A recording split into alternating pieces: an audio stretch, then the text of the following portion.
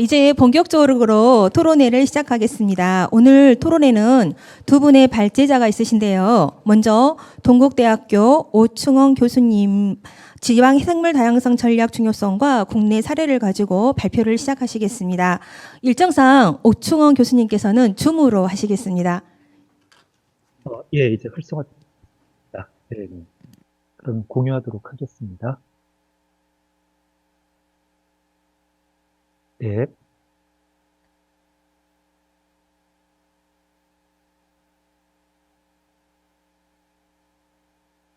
안녕하세요. 인사드리겠습니다. 저는 동국대학교 바이오환경과학부에 근무하고 있는 오충현입니다. 오늘 지방생물 다양성 전략의 중요성에 대한 국내 사례 부분 말씀드리도록 하겠습니다. 국내 사례라고는 하지만 제가 직접 참여해서 작성을 했던 서울시 지방생물 다양성 전략과 관련된 부분을 중심으로 해서 말씀드리도록 하겠습니다. 먼저 말씀드릴 순서입니다. 처음은 KMGBF, 그러니까 쿤밍 몬트리올 글로벌 바이오다이버시티 프레임워크 2030에 대한 내용을 간략하게 말씀을 드리고요. 이것을 받아서 작성을 했던 제5차 우리나라의 국가 생물다양성 전략 MB삽에 대해서 말씀을 드리고, 그 다음으로 제2차 서울시 생물다양성 전략 서울시 LB삽에 대한 내용을 말씀드리도록 하겠습니다. 그러면 먼저 쿤밍 몬트리올 글로벌 바이오다이버시티 프레임워크 2030에 대한 내용을 살펴보겠습니다. 쿤밍 몬트리올 GBF 2030 같은 경우는 2022년 말에 확정이 됐습니다. 당초에는 쿤밍에서 의결을 하기로 되어 있었는데 코로나 문제로 몬트리올에서 최종적으로 합의가 되었고, 우리나라에서도 이제 환경부를 비롯해서 이곳에 참석을 해가지고 비준을 했기 때문에 우리에게도 이제 의무사항입니다. 전체적인 2025년까지의 비전은 자연과 조화로운 삶이라고 하는 내용이고요. 그에 따른 목표를 4가지를 설정하고 있습니다. 이 4가지 목표를 다음 페이지에서 말씀드리겠습니다. 2050 GBF 목표가 A에서부터 D까지 있는데요. 일단 굵은 글씨체 중심으로 살펴보게 되면 목표 A는 생태계 면적, 연결성, 온전성을 증대시키자. 그 다음에 멸종을 경감시키고 유전적 다양성을 보호하자라고 하는 것이 첫 번째 목표 A이고요. 목표 B는 자연이 인간에게 주는 혜택, 생태계 기능 및 생태계 서비스를 평가하고 유지 및 증진하자라고 하는 것이 두 번째 목표가 되겠습니다. 세 번째 목표는 유전자원의 활용, 그 다음에 이로부터 얻어지는 금전적, 비금전적 이익에 대한 공정하고 공평한 공유에 대한 내용이었고요. 마지막으로 목표 D는 GBF 이행에 따른 재정자원, 역량 강화, 과학기술 협력, 개도국을 위한 재정 지원이나 이에 따른 증대, 이런 부분을 목표 D로 설정을 했습니다. 이것을 실천하기 위해서 전체적으로 23개의 주요 내용, 실천 목표를 설정을 했는데요. 먼저 첫 번째 목표가 되는 생물다양성 위험요인 저감과 관련된 부분을 살펴보도록 하겠습니다. 이 부분도 굵은 글씨체 중심으로 살펴보겠습니다. 첫 번째는 모든 구역이 생물다양성이 통합된 공간계획 하에 보장될 수 있도록 하자라고 그래서 다른 때와는 다르게 공간계획이라고 하는 것이 이번에 강조가 되었습니다. 두 번째는 훼손된 생태계를 최소한 30% 이상 복구하자라고 하는 목표를 세웠습니다. 다음에 이제 실천 목표 세 번째가 중요한데요. 육상 및 해양 지역을 포함을 해서 각각 30% 이상을 보호지역 또는 기타 효과적인 보전 조치, OECM으로 설정을 하자라고 하는 게 되어 있고요. 우리나라에서도 이것이 지금 현재 시범 감사가 돼서 열심히 추진을 하고 있습니다. 이제 그 다음에 생물종 회복과 보존에 관한 내용들, 그 다음에 야생종의 수화, 거래 이용, 지속 가능하고 합법적이고 인간 건강에 도움이 되도록 하자라고 하는 것이고요. 그 다음에 침입 의뢰종의 유입 경로를 파악을 해서 최소 50% 이하로 저감시키자라고 하는 내용들, 그 다음에 이제 오염 발생을 저감시키고 살충제의 사용량을 3분의 2 이하로 줄이자라고 하는 것, 그다음에 플라스틱 폐기물 배출을 제로화하자라고 하는 내용들입니다. 여덟 번째 목표 같은 경우는 자연 기반 해법과 생태계 기반 접근법을 활용을 해서 완화, 적응 배치 등을 통해서 생물 다양성에 미치는 기후 변화의 영향을 최소화하자라고 해서 사실은 이제 2021년에 그 IPCC라고 하는 기후 변화 협약 단체들하고 그다음에 IPBES라고 하는 생물 다양성 협약 국가들 간에 공동의 보고서를 냈었는데요. 그것이 바로 자연 기반 해법과 생태계 기반 접근법을 통해서 생물 다양성 문제와 기후 변화 문제를 해결하자라고 하는 것이었는데요. 이게 실천 목표 여덟 번째로 반영이 되었습니다. 다음은 이제 지속 가능한 이익 공유에 대한 내용입니다. 이것은 그 실천 목표 아홉 번째로 야생 생물종의 관리 및 이용이 지속 가능하도록 해서 이것이 사회 환경적 이익으로 돌아올 수 있도록 하자라고 하는 거고요. 이제 그 외에도 그 지역 공동체, 로컬 커뮤니티의 관습적 이용이나 그 전통 지식 같은 거를 활용해서 생계를 보장한다라고 하는 내용들이 있습니다. 실천 목표 11번째는 생태계 기능이나 생태계 서비스가 유지될 수 있도록 하고 향상되도록 하자라고 하는 것이고요. 실천 목표 12번째 같은 경우는 도시나 인구 밀집 지역에서 녹지와 친숙 공간 등을 확장하고 생물 다양성이 포함되어 있는 도시 계획을 보장하자라고 하는 내용인데요. 이런 내용 같은 경우는 LB사업 지역 생물 다양성에서 상당히 중요하게 우리가 반영을 해야지 되는 주제들이라고 생각이 됩니다. 그 다음 실천 목표 13 같은 경우는 유전 자원을 이용한 그 이익이 공정하고 공평하게 공유하자라고 하는 내용들이고요.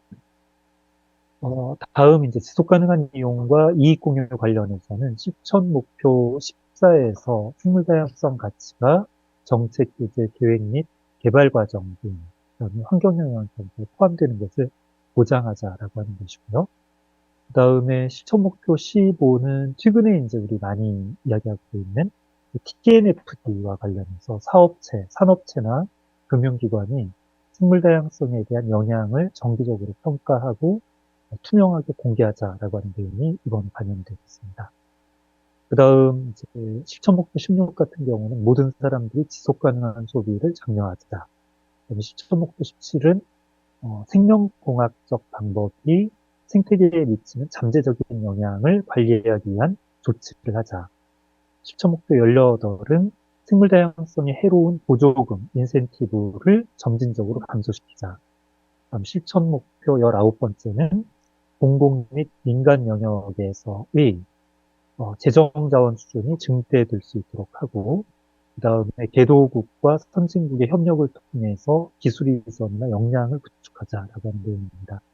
그다음에 실천 목표 20번째와 21번째는 거버넌스, 그다음에 지역 로컬 커뮤니티에 대한 전통 지식 같은 내용들 접근 보장. 그다음에 실천 목표 22번째, 23번째는 이제 여성, 소녀, 아이 이런 부분들에 대한 그 의사결정 참여, 정보에 대한 접근성 강화 이런 부분들을 강조하는 그런 내용들이 되겠습니다. 그러면 이제 KMGBF 2050과 관련된 부분을 우리나라의 NB사 국가생물다양성 전략에서 어떻게 반영했는지를 간단하게 살펴보겠습니다. 일단 GBF와의 정합성을 고려해서 2050년까지의 비전은 자연과의 조화, 공존을 통해 자연 혜택을 공평하게 누리는 지속 가능한 사회라고 정해놨는데요. 전체적인 내용을 보시게 되면 그 KMGBF하고 거의 같은 비전임을 보실 수가 있습니다. 그리고 목표도 네 가지가 있는데요. 이것 역시도 그 KMGBF에 나와 있는 목표하고 유사한 걸 볼 수 있습니다. 이것을 자세한 내용은 뒤에서 좀 살펴보도록 하겠습니다. 우리나라 같은 경우는 일단 크게 생물다양성 위험 요인 저감, 그다음에 지속 가능한 이용 및 이익 공유 확대, 그다음에 이행과 주류화를 위한 수단 강화라고 하는 부분이 됐고요. 이와 관련해서 이제 GBF T1에서부터 T23에 해당하는 내용들을 전체적으로 고르게 반영을 하였습니다. 이제 이와 관련해서 우리 정부에서 하고 있는 정책의 패러다임 변화는 이행 주체를 정부 주도해서 정부 플러스 지역과 기업, 민간이 같이 하자라고 하는 거고요. 보전 중심에서 지속 가능한 이용, 그다음에 국민 혜택의 확산에 중점을 두자라고 하는 내용. 국내 위주에서 국제사회 일원으로서의 책임을 이행하자. 그다음에 과거에는 달성 가능한 수준에서 하자라고 했는데요. 이제는 국제사회 요구 이행 정도까지 하자라고 하는 것이고요. 과거에는 자율적 지표를 중심으로 하자라고 그랬는데 이제는 국제적 지표, 그다음에 과학적 지표 관리를 하자라고 하는 내용이고, 그다음 과거에는 이제 이행점검 체계가 부족했다라 그러면 이제는 이행점검 체계를 확립을 해서 그 효율성을 확보하자라고 하는 그런 쪽의 계획을 수립하게 되었습니다. 이제 주요 우리 정부에서 추진하는 성과 목표입니다. 앞서 말씀드렸던 것처럼 육상과 해양에 대한 보호 지역과 OECM에 해당하는 지역을 30%까지 확보하자라고 하는 것에 대해서 목표를 세웠고요. 그다음에 보건 지역에 대해서도 훼손된 지역의 30% 이상의 생태계 복원을 2030년까지는 하자라고 하는 내용입니다. 그다음에 MBS라고 하는 자연기반 해법을 통해서 2,600만 7천 톤의 이산화탄소를 저감을 하는데 산림에서 2,500만 5천 톤, 해양에서 100만 1,000톤 정도를 저감하자라고 하는 내용이었고요. 그 다음에 친환경적이고 지속가능한 농림수산업의 확대에 대한 내용들, 그 다음 TNFD와 관련해서 자연자본 공시 기업의 확대를 기존에 이제 2027년까지는 30%, 2030년까지는 50%까지 확장을 하자라고 하는 내용입니다. 그 다음 유해 보조금과 관련된 단계적 감축에 대한 대안들, 그 다음에 ODA와 관련해서 지금은 약 19.6% 정도 되는 것을 OECD 평균에 해당하는 28.1%까지 증가시키자라고 하는 내용이고요. 이제 도시 지역의 자연 확대와 관련해서는 도시림의 면적을 2020년 5만 4천 헥타 정도를 2027년까지는 7만 헥타까지 증가시키자라고 하는 거고요. 도시 내 녹지 면적을 30% 이상으로 확보하고 모든 국민이 주거 지역 내 300m 이내에서 쉴 수 있는 공공 녹지 공간을 확보하자라고 하는 계획을 수립하였습니다. 그러면 이제 우리가 국제적인 수준인 그 GBF에 대해 살펴봤고요. 우리나라 이제 국내적으로 중요한 국가 생물 다양성 전략인 MB삽에 대해서 살펴봤는데요. 마지막으로는 지방 생물 다양성 전략으로 서울시의 제2차 생물 다양성 전략 LB삽에 대한 내용을 살펴보도록 하겠습니다. 서울시의 LB삽과 관련해서는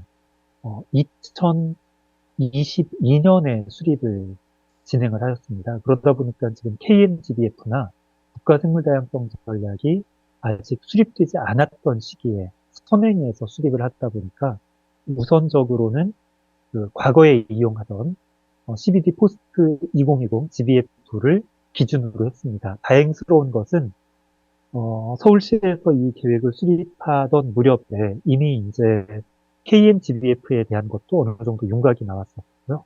국가생물다양성 전략도 그것을 기준으로 해서 정립하는 것이 어느 정도 안이 나왔었기 때문에 처음에는 포스트 2020 GBF를 가지고 마련을 했지만 나중에 가서는 실제 KMGBF 2050에 맞는 형태로 이것을 검토를 했습니다. 뒤에 내용 살펴보겠습니다. 그래서 이제 처음에는 CBD 포스트 2020 GBF 차원에서 목표를 A에서부터 D까지 나누고 그것을 서울시의 기준에 맞게 정립을 했습니다. 이와 관련된 부분을 계속해서 국제적인 정세를 쫓아가면서 보완을 했었는데요. 그 내용 계속 말씀을 좀 드리도록 하겠습니다. 이제 그것이 바로 제5차 국가생물다양성 전략인 MBS, MB삽과 관련된 내용이었는데요. 서울시에서 계획을 수립을 할 때 국가생물다양성 전략은 아직 수립이 안 됐었지만 대략 KMGBF가 그 목표가 한 23가지 정도로 작성이 될 것이다라고 봤고요. 그리고 이것을 받아서 우리나라에서도 크게 생물다양성 증진과 위험요인의 저감, 그 다음에 지속 가능한 이용과 이익의 공유, 그 다음에 이행 및 주류화를 위한 도구 및 솔루션을 확보하는 것에 대해서 어느 정도 논의가 있었습니다. 그래서 아직 국제적으로나 국내적으로 이제 GBF나 국가생물다양성 전략이 수립되지는 않았지만 해당되는 정보를 미리 받아가지고 이에 대응해서 계획을 수립했다라고 말씀을 드릴 수 있습니다. 그러면 먼저 그 다음은 이제 서울시도 그렇고요. 그 국가도 그렇고 지속 가능 발전 목표 SDG가 이미 수립이 되어 있어서 국가 지속 가능 발전 목표 같은 경우는 2021년부터 2040년까지로 되어 있었는데 실제로 이 국가 지속 가능 발전 목표하고 그 지방 생물 다양성 전략이 만나는 부분이 생각보다 그렇게 많지는 않았습니다. 그래서 일단 SDG에서는 목표 11과 목표 15에 해당하는 것이 서울시의 지방생물 다양성 전략에서 가장 중요한 요소라고 생각이 되어서 이 부분을 우선 반영을 했고요. 반면에 서울시에서 만들었던 서울 지속가능 목표 SSDG라고 하는 것인데요. 이게 2020년 7월에 만들어졌는데 오히려 국가 생물 다양성 전략, 국가 지속가능 목표보다는 그 지방 생물 다양성 전략을 추진하는데 상당히 다양한 내용들이 담겨져 있었습니다. 그래서 보시면 목표 2에 해당하는 시민의 먹거리 안전이나 도시농업에 대한 내용들, 목표 4에 해당하는 모두에게 포용적이고 공평한 양질의 교육에 관한 내용들, 그다음에 목표 6에 해당하는 건강하고 안전한 물순환 도시, 목표 10에 해당하는 시민 모두가 안심하고 살 수 있는 포용적이고 지속 가능한 도시, 목표 15에 해당하는 도시 내 자연생태계 보전과 회복을 통한 생물 다양성 증진이라고 하는 항목들이 당초에 서울시에서 수립을 해놨던 서울시 생물다양성 전략 LB사하고 상당 부분이 공유되는 것을 볼 수 있었습니다. 그래서 이제 이 부분을 2차 서울시 그 지역 생물다양성 전략에 적극적으로 반영을 할 수 있었습니다. 이제 그 다음으로는 이제 국가 계획들 관련해서 살펴봤습니다. 제5차 환경보전 중기 종합계획, 그다음에 제3차 자연환경보전 계획, 멸종위기 야생동물 종합계획, 제4차 국가생물다양성 전략, 제2차 외래생물 관리계획, 그 다음에 제4차 야생생물 보호 기본계획 등이 있었는데요. 이게 이제 긴 것은 2027년까지 되어 있지만 대부분 2023년 내지 2025년까지만 그 기간이 되어 있었지만 2022년 서울시에서 지방생물다양성 전략을 수립을 할 때는 이 부분에 관한 것들을 전체적으로 검토해가지고 반영을 좀 해보았습니다. 그 다음 이제 국가 정책이 아니라 서울시 관련 정책인데요. 서울시 환경보전계획, 도시기본계획, 공원녹지기본계획과 같은 것들도 서울시 생물다양성 전략 수립과 관련해서는 매우 중요한 부분들이었기 때문에 이 부분도 같이 검토를 해보았습니다.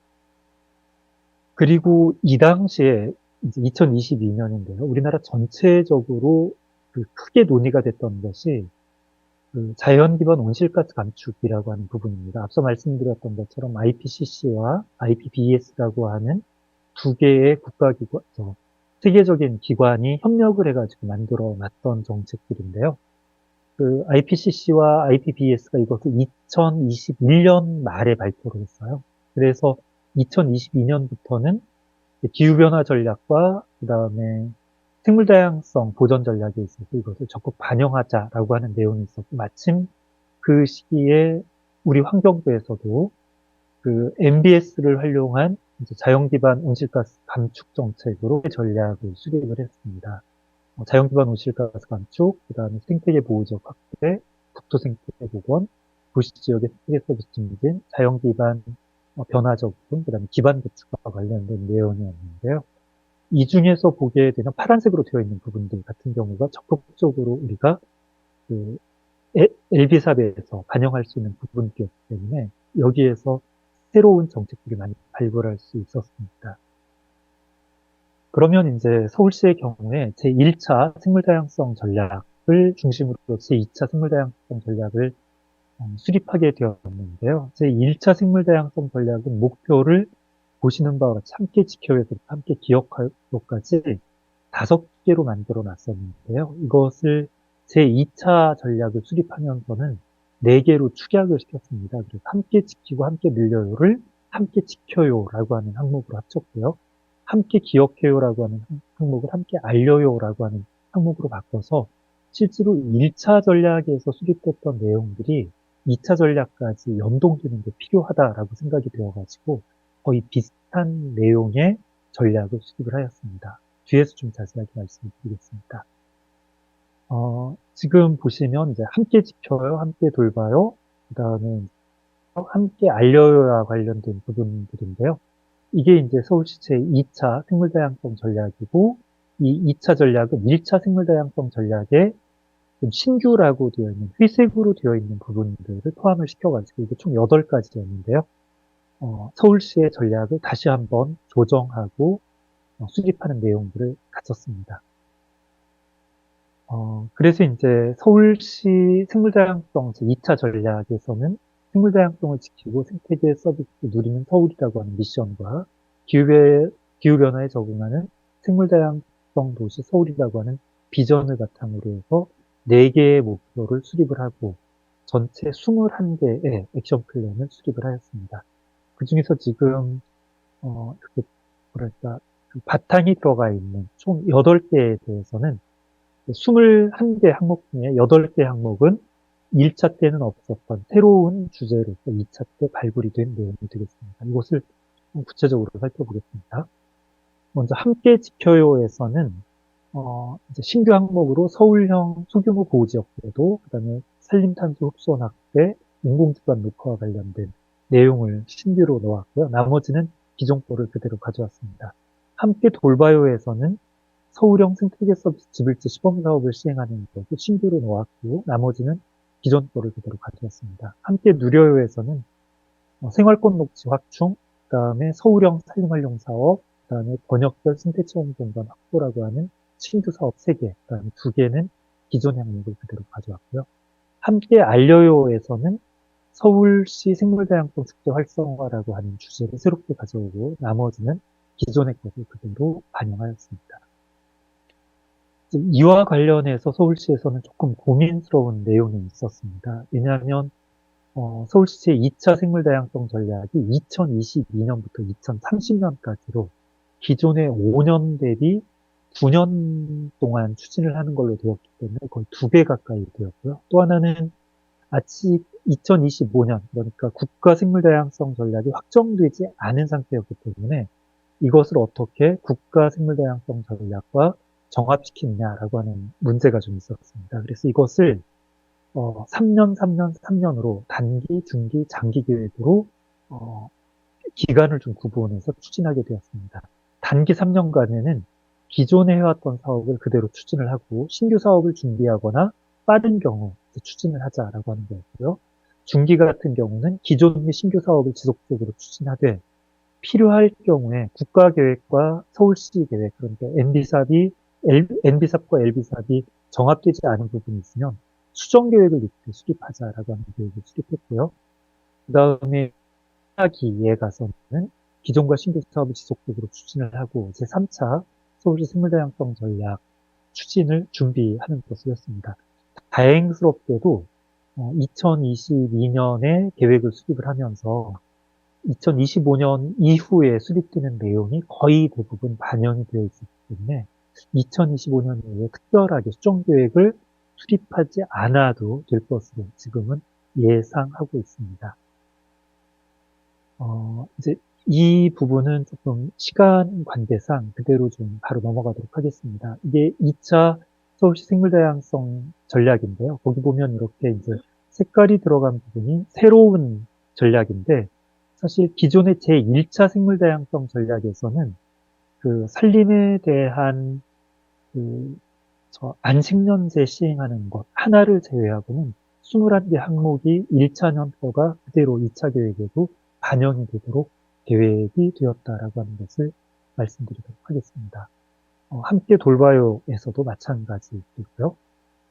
그러니까 보시면 생물 서식지 모니터링 확대라고 하는 것이 기존의 1차 계획에서 17번 목표와 18번 목표가 이게 11번 목표로 통합이 되는 그런 내용이기 때문에 사라지지는 않고 그대로 연속해서 간다라고 말씀을 드릴 수 있겠습니다.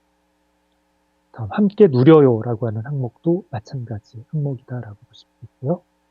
마지막으로 함께 알려요라고 하는 항목들도 이제 서울시 생물다양성 축제 활성화라고 하지만 기존에 1차 때 있었던 바이오블리츠 사업의 지속적 추진이라고 하는 것을 생물다양성 축제 하부 사업으로 들어와서 사실은 여러 개 항목이 새로 생겨난 것 같지만 1차 때 수립됐던 계획이 2차 때도 계획 연속성 있게 추진될 수 있도록 마련을 했다라고 하는 말씀을 드리겠습니다.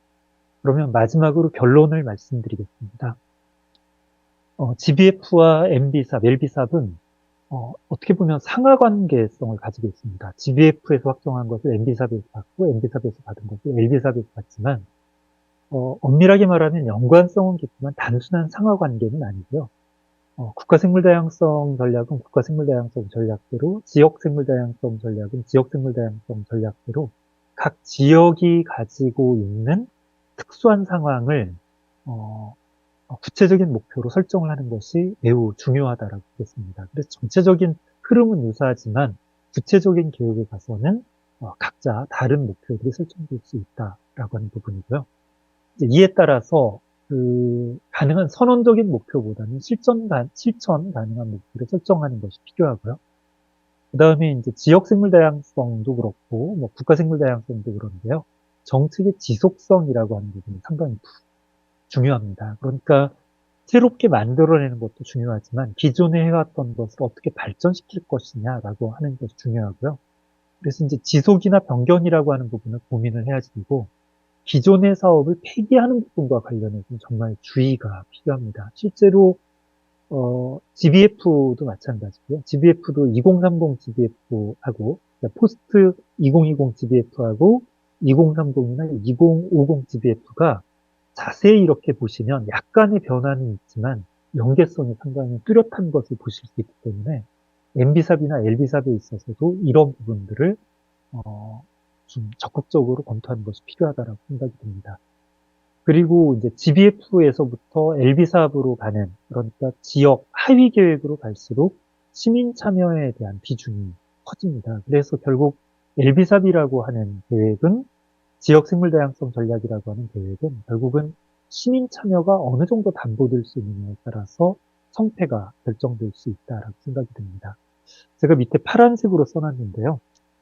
서울시의 경우에는 제가 이제 LB삽을 수립을 할 때도 마찬가지였고, 서울시에는 녹색시민위원회라고 하는 위원회가 1996년에 설립이 돼가지고, 현재 14기까지 변동 없이 운영이 되고 있습니다.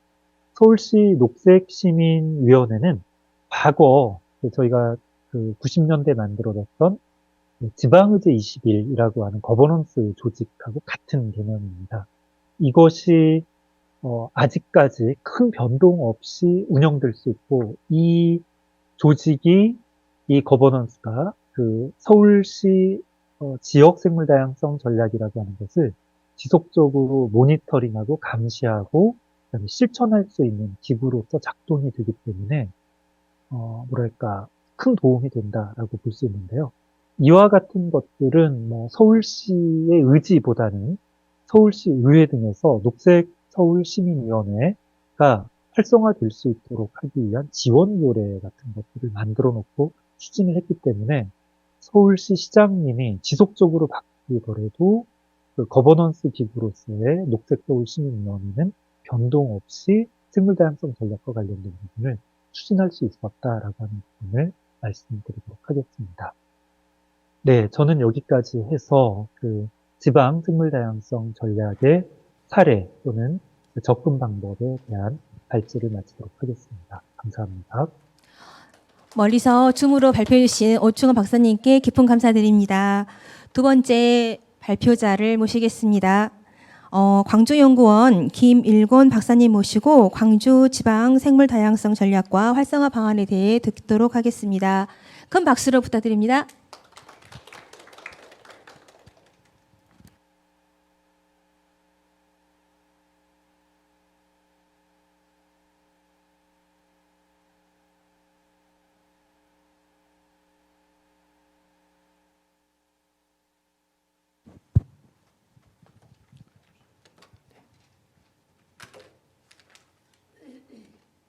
전체 화면은 잠시만요.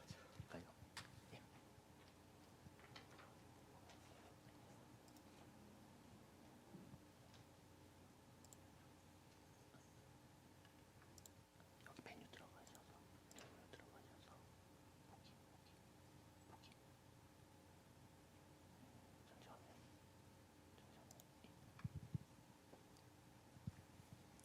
예, 안녕하십니까. 방금 소개를 받은 광주연구원의 김일권입니다. 저는 광주광역시 생물다양성 전략 수립 및 활성화 방안이라는 제목으로 작년에 제가 수행했던 연구과제를 중심으로 내용을 발표하도록 하겠습니다.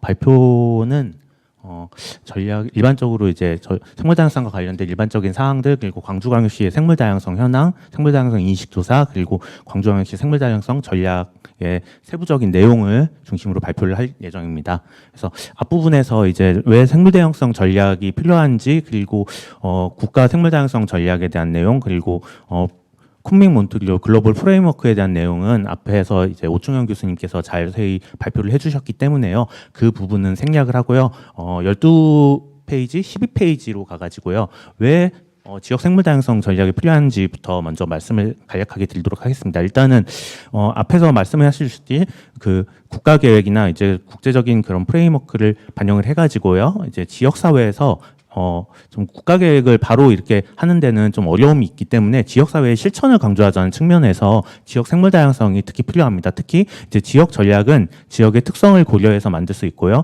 조금 더 이제 생물 다양성 분야에서 강조되고 있는 시민 참여나 이런 부분들을 적용하기 용이하기 때문에요. 많은 지자체에서 현재 생물 다양성 전략을 수립을 하고 있는 상황인데요.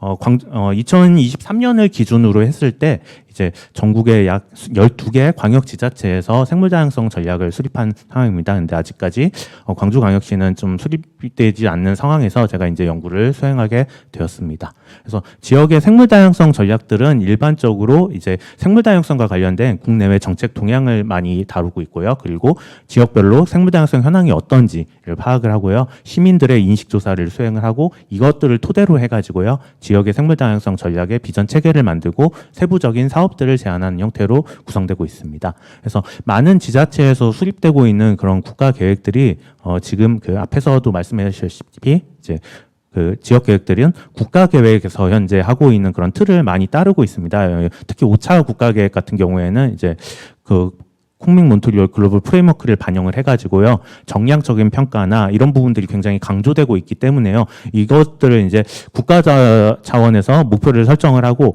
그걸 지역 차원에서 실천을 해서 이런 정량 목표나 이런 목표를 달성할 필요가 있기 때문에요. 많은 지역 계획들이 지금 최근에는 이제 국가 계획의 틀을 맞춰서 수립하려는 그런 움직임들이 있습니다. 그래서 저는 일단 광주광역시 생물다양성 현황에 대해서 간략하게 말씀드리도록 하겠습니다.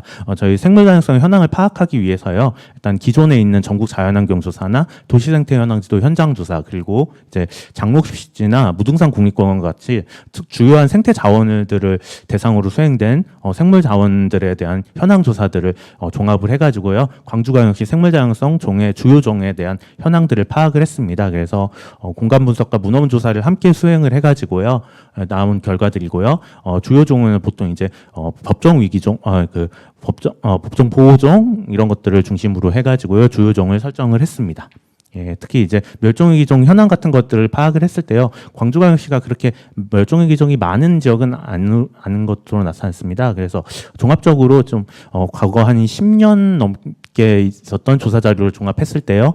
1급 은 약 5종, 2급은 26종으로 해가지고요. 총 31종의 멸종위기종이 서식이 확인된 것으로 나타났고요. 이것들은 이제 아마 조사 시기와 조사 그 별로 조금씩 다르게 나타나고 있는 특징이 있습니다. 예. 그리고 외래종 현황에 대해서도 파악을 했습니다. 그래서 종합적으로 했을 때 뭐 식물종 10종, 양서파충류 2종, 어류 2종 이렇게 해서 외래종들이 파악이 되고 있는 상황입니다. 그리고 생물다양성 관리 현황 수준에서는 일단 광주광역시는 생물다양성 조례가 2023년에 만들어져서 제정이 되어 있고요. 그리고 보호 야생동물도 2008년과 2009년에 해서 총 56종을 지정한 사례가 있습니다. 또한 야생동물 구조센터도 2019년도에 개소를 개발을 해서 운영되고 있고요. 생태 통로는 3개 정도가 있고요. 그리고 생물 다양성 관련된 교육 프로그램은 총 18곳의 민간 단체에서 11개의 프로그램을 운영하는 것으로 나타났습니다. 예. 그리고 법정 보호 지역의 현황 등도 살펴봤습니다. 그래서 광주광역시 같은 경우에는 법정 보호 지역을 파악했을 때 약 한 50 제곱킬로미터로 해서요. 광주 전체 면적의 한 10% 정도를 차지하는 것으로 나타났고요. 가장 넓은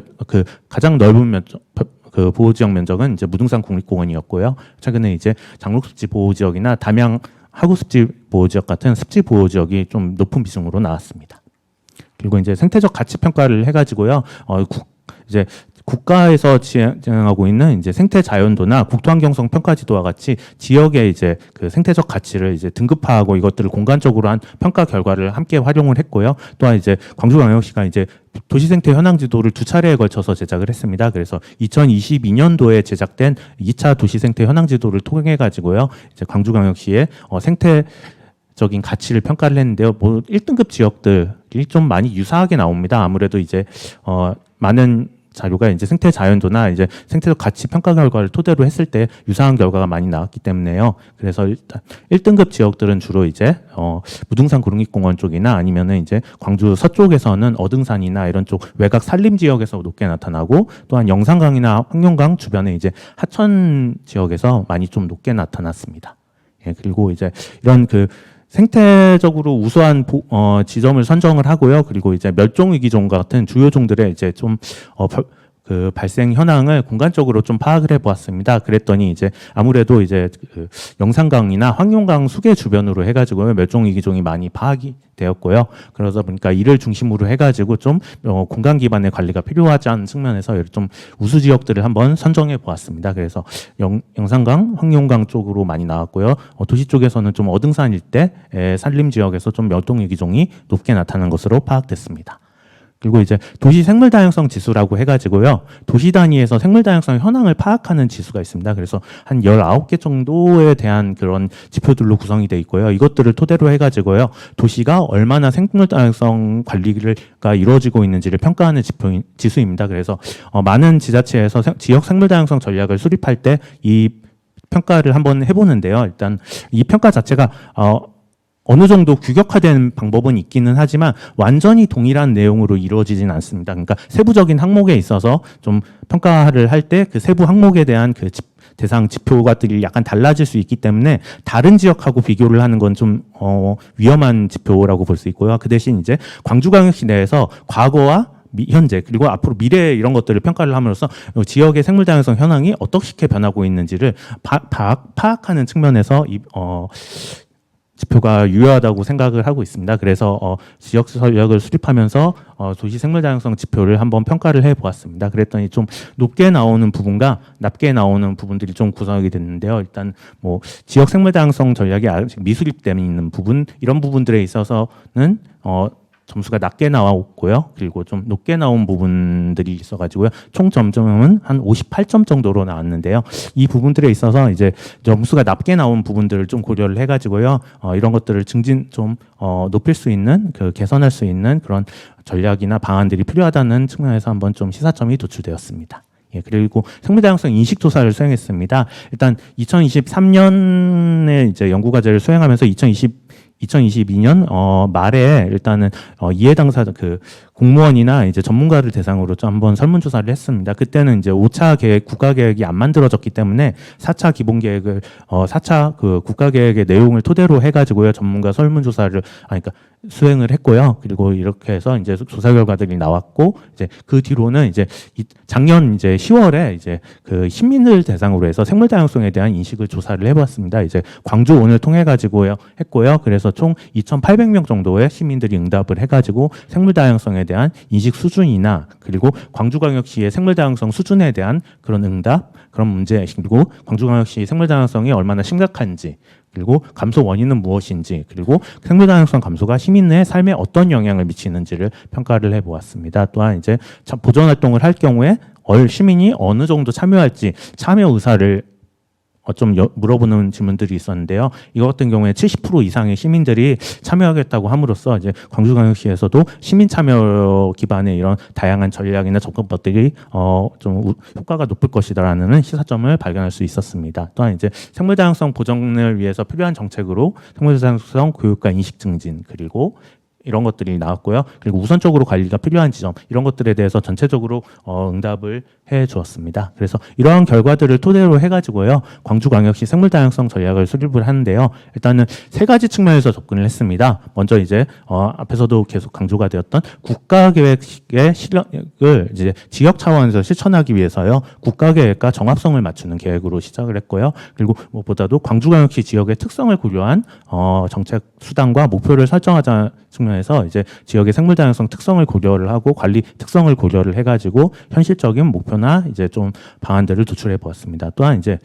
다양한 지역 계획들, 환경 분야에 있는 다양한 지역 계획들이 있는데요. 이런 계획들과의 정합성을 맞추기 위해 가지고요. 다양한 지역 계획들을 검토를 하고 이것들을 통해 가지고 좀 연계성을 확보할 수 있는 방안들을 제시해 보았습니다. 그래서 일단 수업 분석을 했는데요. 뭐 광주광역시 같은 경우에는 이제 도시에도 불구하고 우수한 생태 자원들이 있고요. 그리고 물론 이제 도시 생태 현황 지도 그리고 이제 자연환경 조사와 같이 지역 단위에서 해야지 되는 이런 자연환경 관리에 대한 부분들이 굉장히 적극적으로 이루어지고 있는 부분들이 강점이라고 볼 수 있고요. 또한 이제 환경 시민사회의 그런 그 참여나 이제 인식 수준이 굉장히 높기 때문에 시민들 사회의 참여 수준이 굉장히 높다는 장점들이 있고요. 또한 이제 환경 분야에 관련돼서 민간 협력 체계가 굉장히 잘 구축되어 있다는 부분이 장점이라고 볼 수 있습니다. 하지만 이제 약점도 있는데요. 일단은 이제 도시화가 이게 계속해서 이제 개발 지역이 확장되면서 도시에 이제 공원이나 녹지 공간이 아직까지는 많이 부족하다는 문제가 있고요.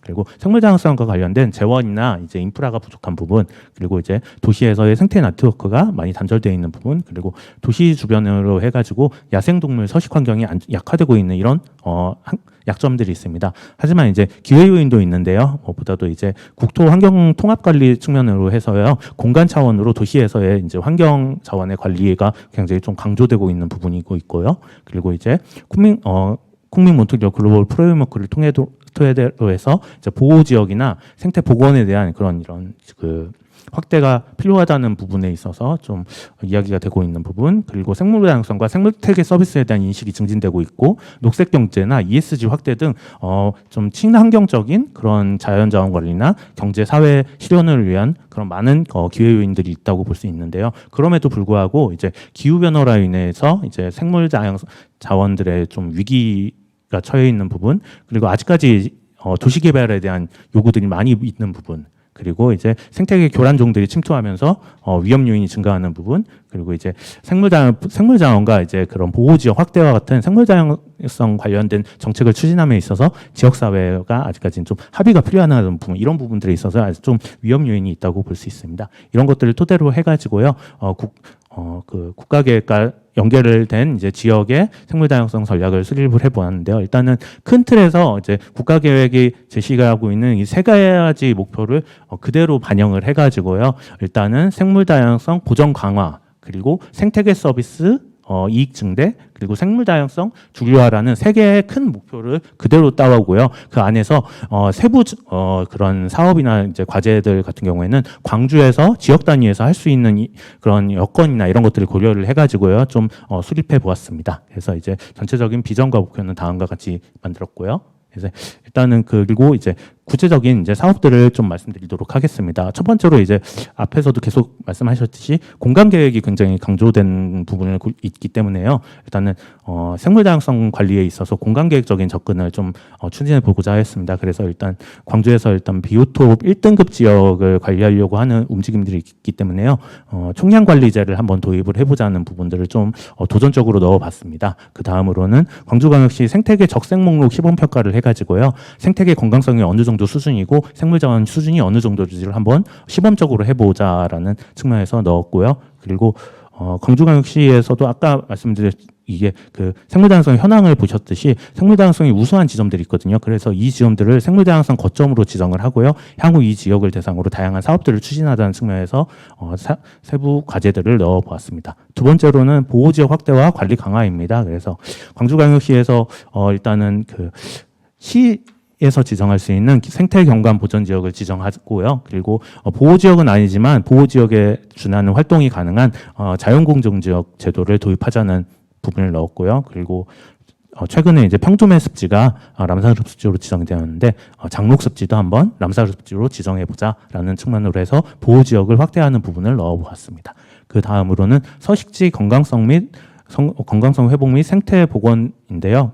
도시에서 이제 많은 생태축 훼손 지역이나 아니면 생태계 이제 유유지들이 있는데요. 이런 도시 소생태계를 복원하는 사업들을 넣어 보았고요. 그리고 생태축 단절 구간에는 생태 통로를 조성을 함으로써 서식지 자체의 도시 생태적 가치를 높이고요. 그리고 생태적인 연결성을 강화하자는 이런 목표를 달성할 수 있을 것으로 판단합니다. 그 다음으로는 멸종위기 종의 보전 관리 강화인데요. 무엇보다도 이제 멸종위기 종이 주로 나타나는 서식지를 보호하기 위해서요. 서식지 내에 다양한 이제 뭐 외래 생물 제거 사업이나 복원 사업을 추진하고요. 그리고 로드킬 저감 시설을 설치를 해가지고 야생 생물 멸종위기 종의 로드킬을 좀 저감하려고 하고요. 그리고 이제 광주광역시가 이제 서식지의 보전 기간이 없습니다. 그래서 우치공원과 같이 이제 생물 자원이 좀 있는 지역들 그 대상으로 해가지고요. 서식지의 보전 기간을 조정을 해가지고요. 광주의 멸종위기 종의 이제 좀 보전과 복원 그리고 개체수 증진 같은 사업들을 추진하고자 하였습니다. 그 다음으로 외래종의 위협을 제거하자는 측면에서 일단 광주광역시에서 어떤 외래종이 좀 심각한지를 파악하자는 측면에서 우선관리 외래생물을 지정을 하고요. 그리고 이제 시민들이 참여하는 외래생물 모니터링이나 제거 사업을 추진하자는 내용을 넣어보았습니다. 그 다음으로 기후변화 대응 측면에서 이제 자연기반 해법이 많이 강조되고 있기 때문에요. 자연기반 해법 측면에서 이제 수변 공간에 이제 탄소흡수원을 확충을 해가지고요. 이제 생물 다양성 서식지와 함께 이제 탄소흡수원의 면적을 좀 증가하자는 부분을 넣었고요. 그리고 최근에 이제 광주에서도 이제 물순환 개선과 관련된 부분들의 사업들이 많이 일어났기 때문에요. LID, 그러니까 저영향 개발을 적용을 해가지고요. 좀 수변 공간을 조성을 해가지고 생태적 서식 공간 확충과 좀 이제 물순환에 같이 기여하자는 측면을 좀 넣어보았습니다. 그 다음으로 생태계 서비스 이용 기간 확산입니다. 그래서 광주에서도 한번 생태계 서비스 평가를 해보고요. 광주에 맞는 평가 지표를 개발하자는 사업을 넣었고요. 그리고 평가 결과와 연동해가지고 같이 최근에 이제 생태계 서비스 지불제라고 해서 이제 생태계 서비스 보존 활동에 인센티브를 지급하는 제도를 많이 운영하고 있습니다. 그래서 광주에서도 한번 도입을 해보자라는 내용을 넣어보았습니다. 그 다음으로 도시녹지 생태계 서비스 증진으로는요, 일반적으로 이제 그 도시국 녹지나 공원의 면적을 확충하자는 측면에서 접근을 하는 사업인데요. 그래서 이제 도시 녹지의 지나 공원들을 다양한 형태로 좀 확충을 하고요. 그리고 또한 이제 일반적인 공원뿐만 아니라 기능 특화형으로 해가지고요, 뭐 개방형 녹지나 바람길 숲과 같이 이제 특정한 목적성을 고려를 한 녹지를 조성하자는 사업들을 넣어보았습니다. 그 다음으로 이제 지역의 생태 지식과 생태 자원을 보존하는 부분인데요. 광주에서도 이제 전통적인 조경 방식을 적용해가지고요, 도시 정원을 한번 조성을 해보자. 그리고 이제 광주에도 이제 유림숲과 같이 지금은 사라져 있지만 과거에 이제 있었던 전통 마을숲이나 이런 전통 숲들이 있는데요. 이런 것들을 완전하게 복원을 하기는 힘들지만 이런 상징적인 공간들을 조성을 함으로써 그 숲의 그런 특성과 이런 가치를 보존할 수 있거든요. 그래서 이런 것들을 좀 마을숲을 복원하는 사업을 이런 형태로 추진하고자 하였습니다. 그 다음으로 친환경 도시농업 확대입니다. 그래서 광주도 이제 남구나 좀 광산구에 농경지가 많이 있는데요. 그래서 도시농업을 육성을 하고 농업직불제를 활성화하자는 측면을 넣어보았고요. 그리고 이제 꿀벌 감소가 이제 많은 지역에서 이제 문제가 되고 있는 상황에서 한번 양봉농가를 지원하는 사업을 추진하면서요, 양봉농가에 대한 경제적 지원과 밀원숲 조성 이런 것들을 좀 추진하고자 했습니다. 그 다음으로 이제 생태계 서비스 이행 강화나 뭐 주류화 부분과 관련된 부분인데요. 이제 우선적으로 생태계 서비스에 대한 낮은 인식을 증진하기 위해서요, 생태계 서비스 인식 증진 프로그램을 운영해서 하고 이제 학생이나 일반 시민들을 대상으로 다양한 프로그램들을 운영을 해서 이제 인식을 증진하려고 하고 있고요. 또한 이제 시민들이 참여하는 생물 다양성 대탐사, 이제 광주는 이제 장록습지를 대상으로 몇 년째 하고 있는데요. 이게 굉장히 좀 성공적으로 잘 이루어지고 있는 사례라고 볼 수 있습니다. 그래서 장록습지뿐만 아니라 이제 다른 생태적인 중요한 지역을 대상으로도 한번 이런 바이오 블리츠 생물 다양성 탐사를 해보자라는 측면에서 넣어보았습니다. 그 다음으로는 생물 다양성 정책 기반 강화인데요. 광주에 한번 생물 다양성 센터를 설립을 해가지고요. 생물 다양성의 이제 전체적인 관리 기반을 마련하자는 내용을 넣었고요. 그리고 이제 생물 다양성과 관련돼 가지고 전문 강사나 활동가를 좀 양성을 해가지고요. 생물 다양성에 좀 역량을 강화시키자라는 측면들을 넣어보았습니다.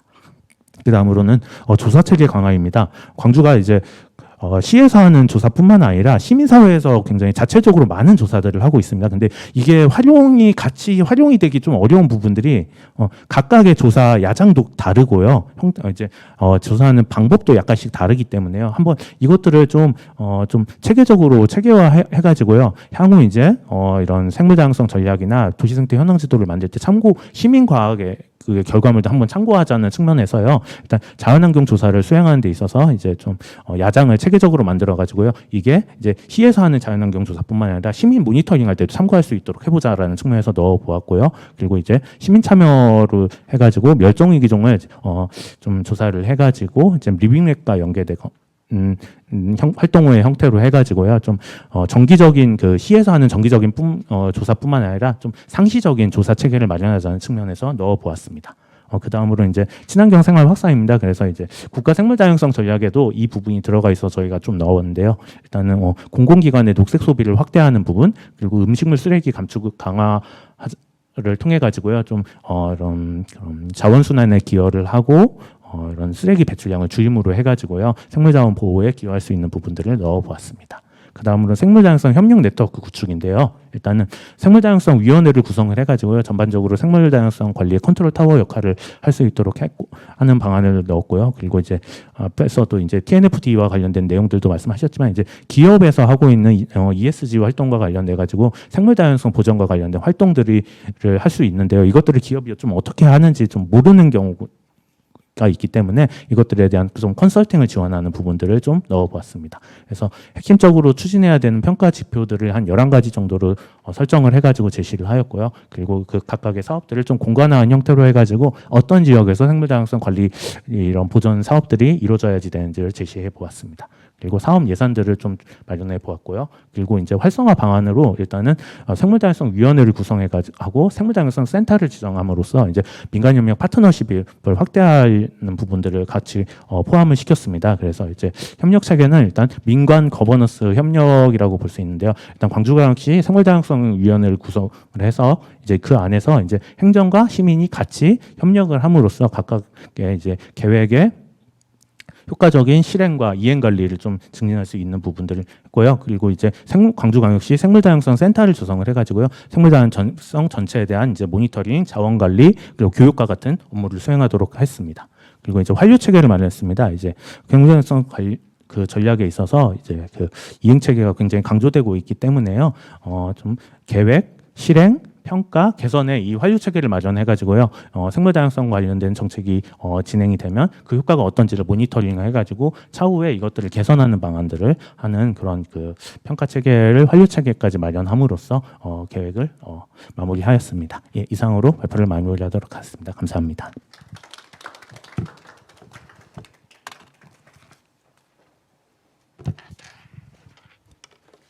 이상 두 분의 발제자 발표가 모두 마무리가 되었습니다. 다시 한번 고생해 주신 오충현 교수님과 김일권 위원님께 큰 박수 부탁드리겠습니다. 이제 좌장님과 토론자분들 앞으로 모시고 또 이야기를 듣도록 해보겠습니다.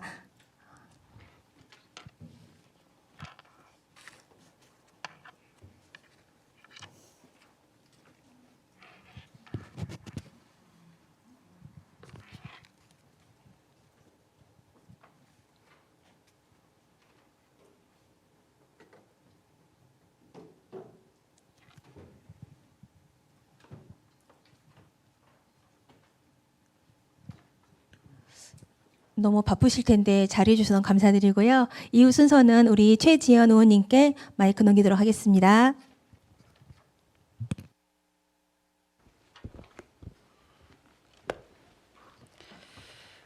네, 그리고 광주광역시의회 정책 토론회 2024년 광주 생물 다양성 정책 토론회의 주제로 오늘 토론회를 지금 열었고 두 분의 발표가 있었습니다. 아까 시작 전에 김영선 대표님 오고 계신다 그래서 오시면 인사 말씀을 하시도록 하겠다라고 했었기 때문에 지금 자리하고 계시기 때문에 지금 본격 토론 들어가기 전에 김영선 대표님 오늘 주간 주최해 주신 광주 전남 녹색연합 상임대표이십니다. 잠깐 나오셔서 말씀해 주시면 많은 도움이 될 것 같습니다.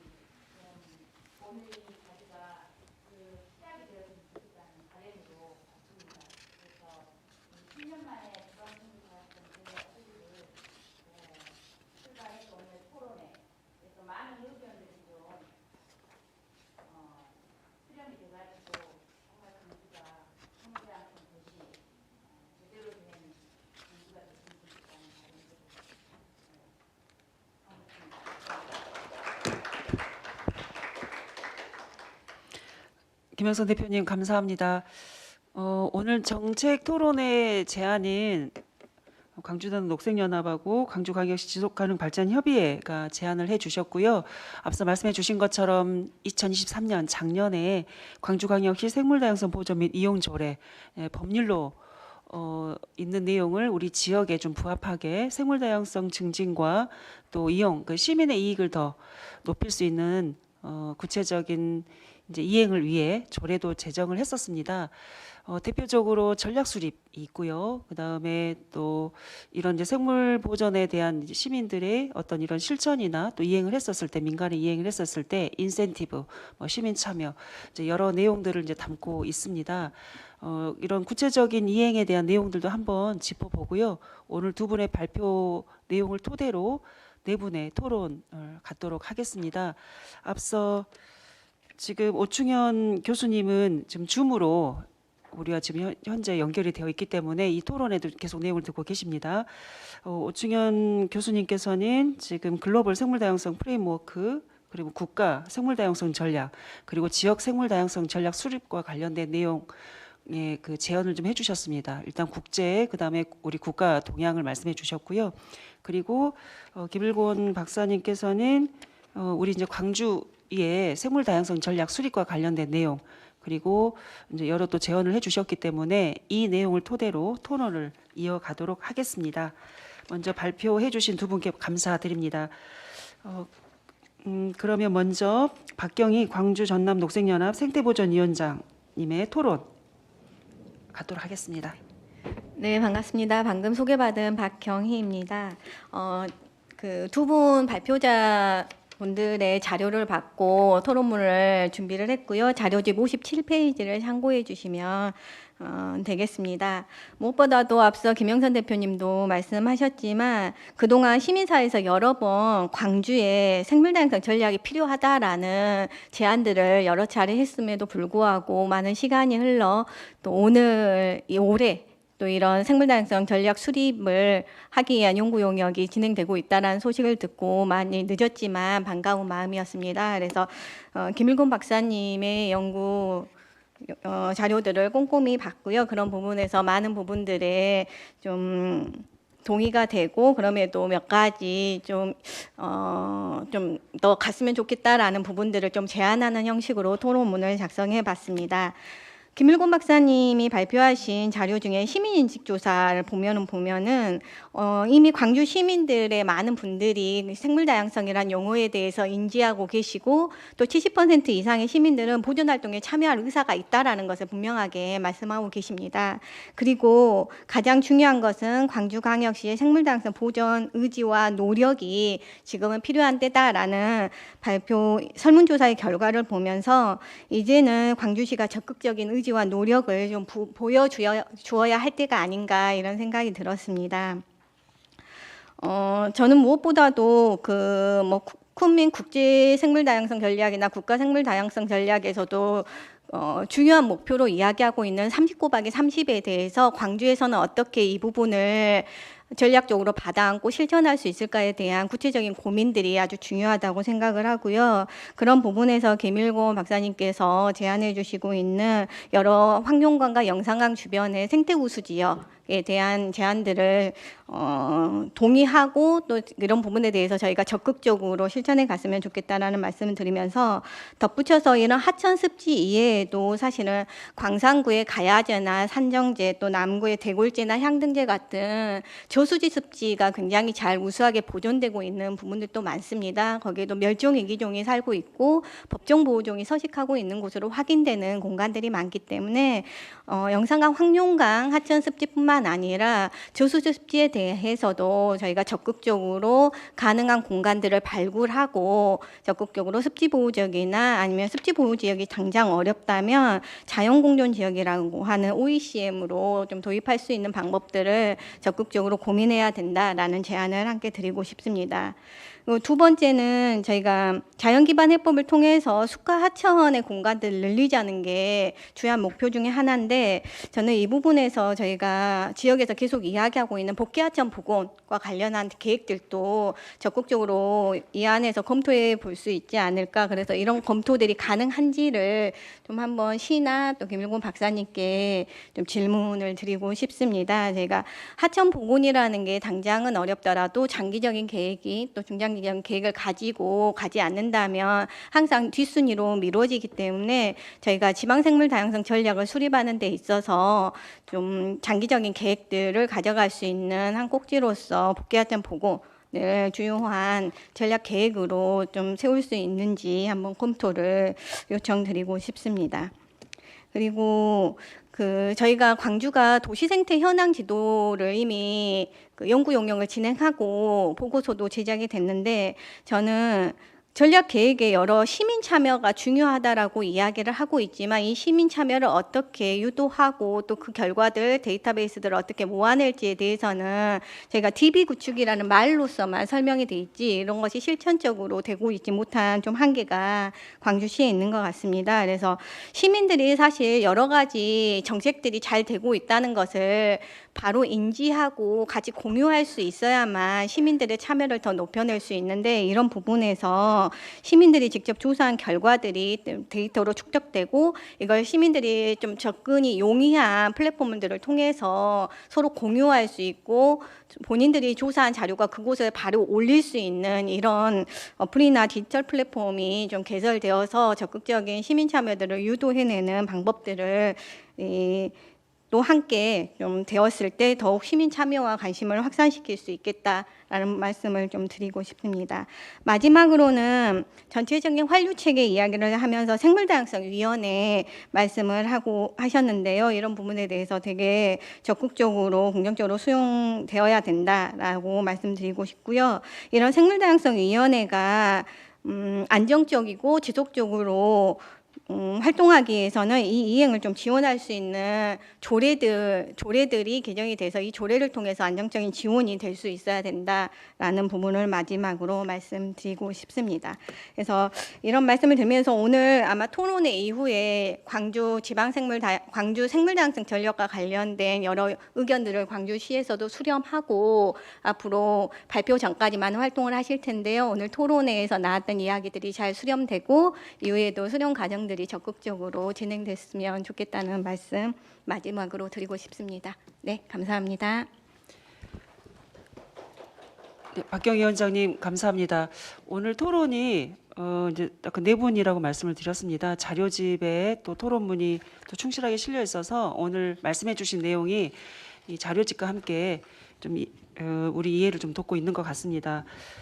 박경희 대표님께서는 지금 우선 이제 크게 네 가지를 말씀해 주셨습니다. 우선은 지금 이제 쿤민 몬트리올 지금 국제적으로도 지금 우리가 협약을 하고 약속을 한 바 있는 보호 지역 30% 확대, 훼손 생태계 30% 복원, 또 우리 지역에 적용할 수 있는 방안을 제안해 주셨고요. 그 다음에 이게 실질적으로 보호 지역으로 지정하는 게까지에 이르기가 어렵다면 자연 공존 지역 어떤 그 지정을 통해서 좀 단계적으로 이 보호 지역 확대 등에 대한 제안을 해주셨습니다. 아까 발표한 내용에 대한 덧붙임이었습니다. 그리고 자연 기반 해법을 통한 기후 변화 대응, 탄소 우선 확대 이런 또 그 기대 효과를 말씀해 주셨고요. 하나의 사례로 복귀하천 복원을 제안해 주셨습니다. 그리고 지금 이제 우리 법적으로 조사를 해야 되는 이런 자연환경 조사나 도시생태 현황 지도 작성 등 이런 구체적인 이제 이런 데이터의 구축과 함께 민간 시민들이 조사한 이 내용들도 공유하고 또 나눌 수 있는 그 플랫폼 구축을 제안해 주셨습니다. 그리고 생물다양성 위원회도 말씀해 주셨습니다. 마지막으로 자연환경 보존과 과장님이 마지막에 토론을 해주시는데요. 오늘 발표 내용과 또 앞서 세 분의 토론 또 제안해 주신 내용에 대해서도 마지막으로 조금 덧붙여 주시면 훨씬 이해가 쉬울 것 같습니다. 다음은 습지 생물 다양성과 학교 교육이란 주제로 최규식 마지초등학교 교감선생님께서 토론해 주시겠습니다. 안녕하십니까. 마지초등학교 교감 최규식입니다. 먼저 지속가능 발전 교육과 환경 교육을 제가 말씀드리겠는데요. 이제 지속가능 발전 교육은 학교 교육은 교육 과정에서 이루어지기 때문에 지속가능 발전 교육은 2009년 개정 시기, 그래서 2010년대부터 학교 교육에서 시작이 되었고, 반면에 환경 교육은 우리 산업화 시작되면서부터 아주 오래전부터 환경 교육이 이루어졌습니다. 그런데 이제 지속가능 발전 교육은 사회과, 환경은 과학과 단일 교과로 이루어지다가 최근에는 그 학생 자율성과 주도성이 강조되는 수업이 강조되면서 여러 교과 융합 수업이 이루어지고 있습니다. 이제 이런 측면에서 습지나 생태 다양성 교육을 말씀드리자면 이제 2002 개정 교육 과정이 되면서 학교 자율 시간이라는 시간이 학교 의무적으로 새로운 교과를 학교 특성에 맞게 개설하도록 요구를 하고 있고, 광주광역시 교육청에서는 3, 4, 5, 6학년 각 학년별로 29차시 시간을 확보하도록 되어 있습니다. 그런데 이제 광주는 이제 이 도심에서 접근할 수 있는 습지가 굉장히 많이 있기 때문에 예를 들어서 새별초등학교 같은 경우는 지난해 그 풍영정천 중심으로 생태 다양성 프로젝트를 진행을 했더라고요. 그런데 이제 학교에서 이런 생태 다양성 교육 이제 여러 교과 융합적으로 이루어지려고 하면 교사들이 교육을 받거나 어떤 프로그램을 지원받을 수 있는 곳이 있어야 되는데 아직 그런 것이 없기 때문에 아까 그 박사님께서 말씀하신 것처럼 생태 다양성 센터가 이제 매우 중요하겠죠. 그런 센터가 있다고 하면 단지 생태 다양성만 보존 중심 조사하고 DB 만들고 그런 것도 좋겠지만 학생들과 또 시민들에게 어떤 프로그램을 개발할 수 있는지 총괄할 수 있는 이런 센터가 필요할 것 같습니다. 이제 근래에 보면 뭐 영산강은 영산환경위원청이라든지 평도문습지는 북구청이라든지 각 자치단체나 기관들에서 하고 있지만 일회성인 경우가 많기 때문에 학교 교육 과정에 적용되기 위해서는 좀 일괄적인 일률적인 획일화되지 않지만 좀 1년에 과정을 거칠 수 있는 프로그램이 개발했으면 좋겠고요. 그리고 이제 그 생태 다양성을 보면 우리는 항상 너무 큰 것만 보고 있지 않나 저는 개인적으로 그렇게 생각이 됩니다. 생태 다양성을 보면 멸종 위기종 또는 보호종 외래종 중심으로 우리가 항상 논의를 하고 있는데 실제로 우리가 기후위기라든지 생태 다양성을 보면 우리 주변에 있는 생물들이 사라지는 것을 볼 때 생물 다양성을 굉장히 중요성을 느낄 수 있다고 보는데요. 이제 예를 들어서 광주에 그 유명한 습지도 있지만 아까 조수지 습지라든지 하천 습지 유명한 습지도 있지만 주변에도 작은 습지들이 많이 있더라고요. 그러니까 제가 한 15년 살았던 양산동에 보면 작은 습지가 있었습니다. 거기에 보면 제가 봤을 때는 7종 이상의 양서류가 살고 있었거든요. 7종 이상의 양서류가 살고 있었고 거기에서 학생들을 데리고 와서 교재 생물도 채집하고 생물 다양성 수업을 할 수 있었는데 최근에 갔더니 거기가 이제 공원으로 한다고 해서 점점 습지가 줄어들었습니다. 그 농사를 짓고 하다 보니까 이제 올해는 거기를 갔더니 제가 이사 오고 나서 올해를 거기 갔더니 그러니까 공원화가 돼가지고 습지 자체가 사라졌더라고요. 그래서 이제 우리가 자주 볼 수 있었던 개구리, 맹꽁이, 산개구리, 옴개구리 이런 것들이 사라지는 걸 보니까 우리가 넓은 지역도 중요하지만 학교 교육 측면에서 보면 지역의 작은 습지들을 잘 보존하고 그런 이 학교 가까운 곳에서 학생들이 직접 생물 다양성 교육을 할 수 있는 기회가 주어졌으면 좋겠습니다. 이상입니다.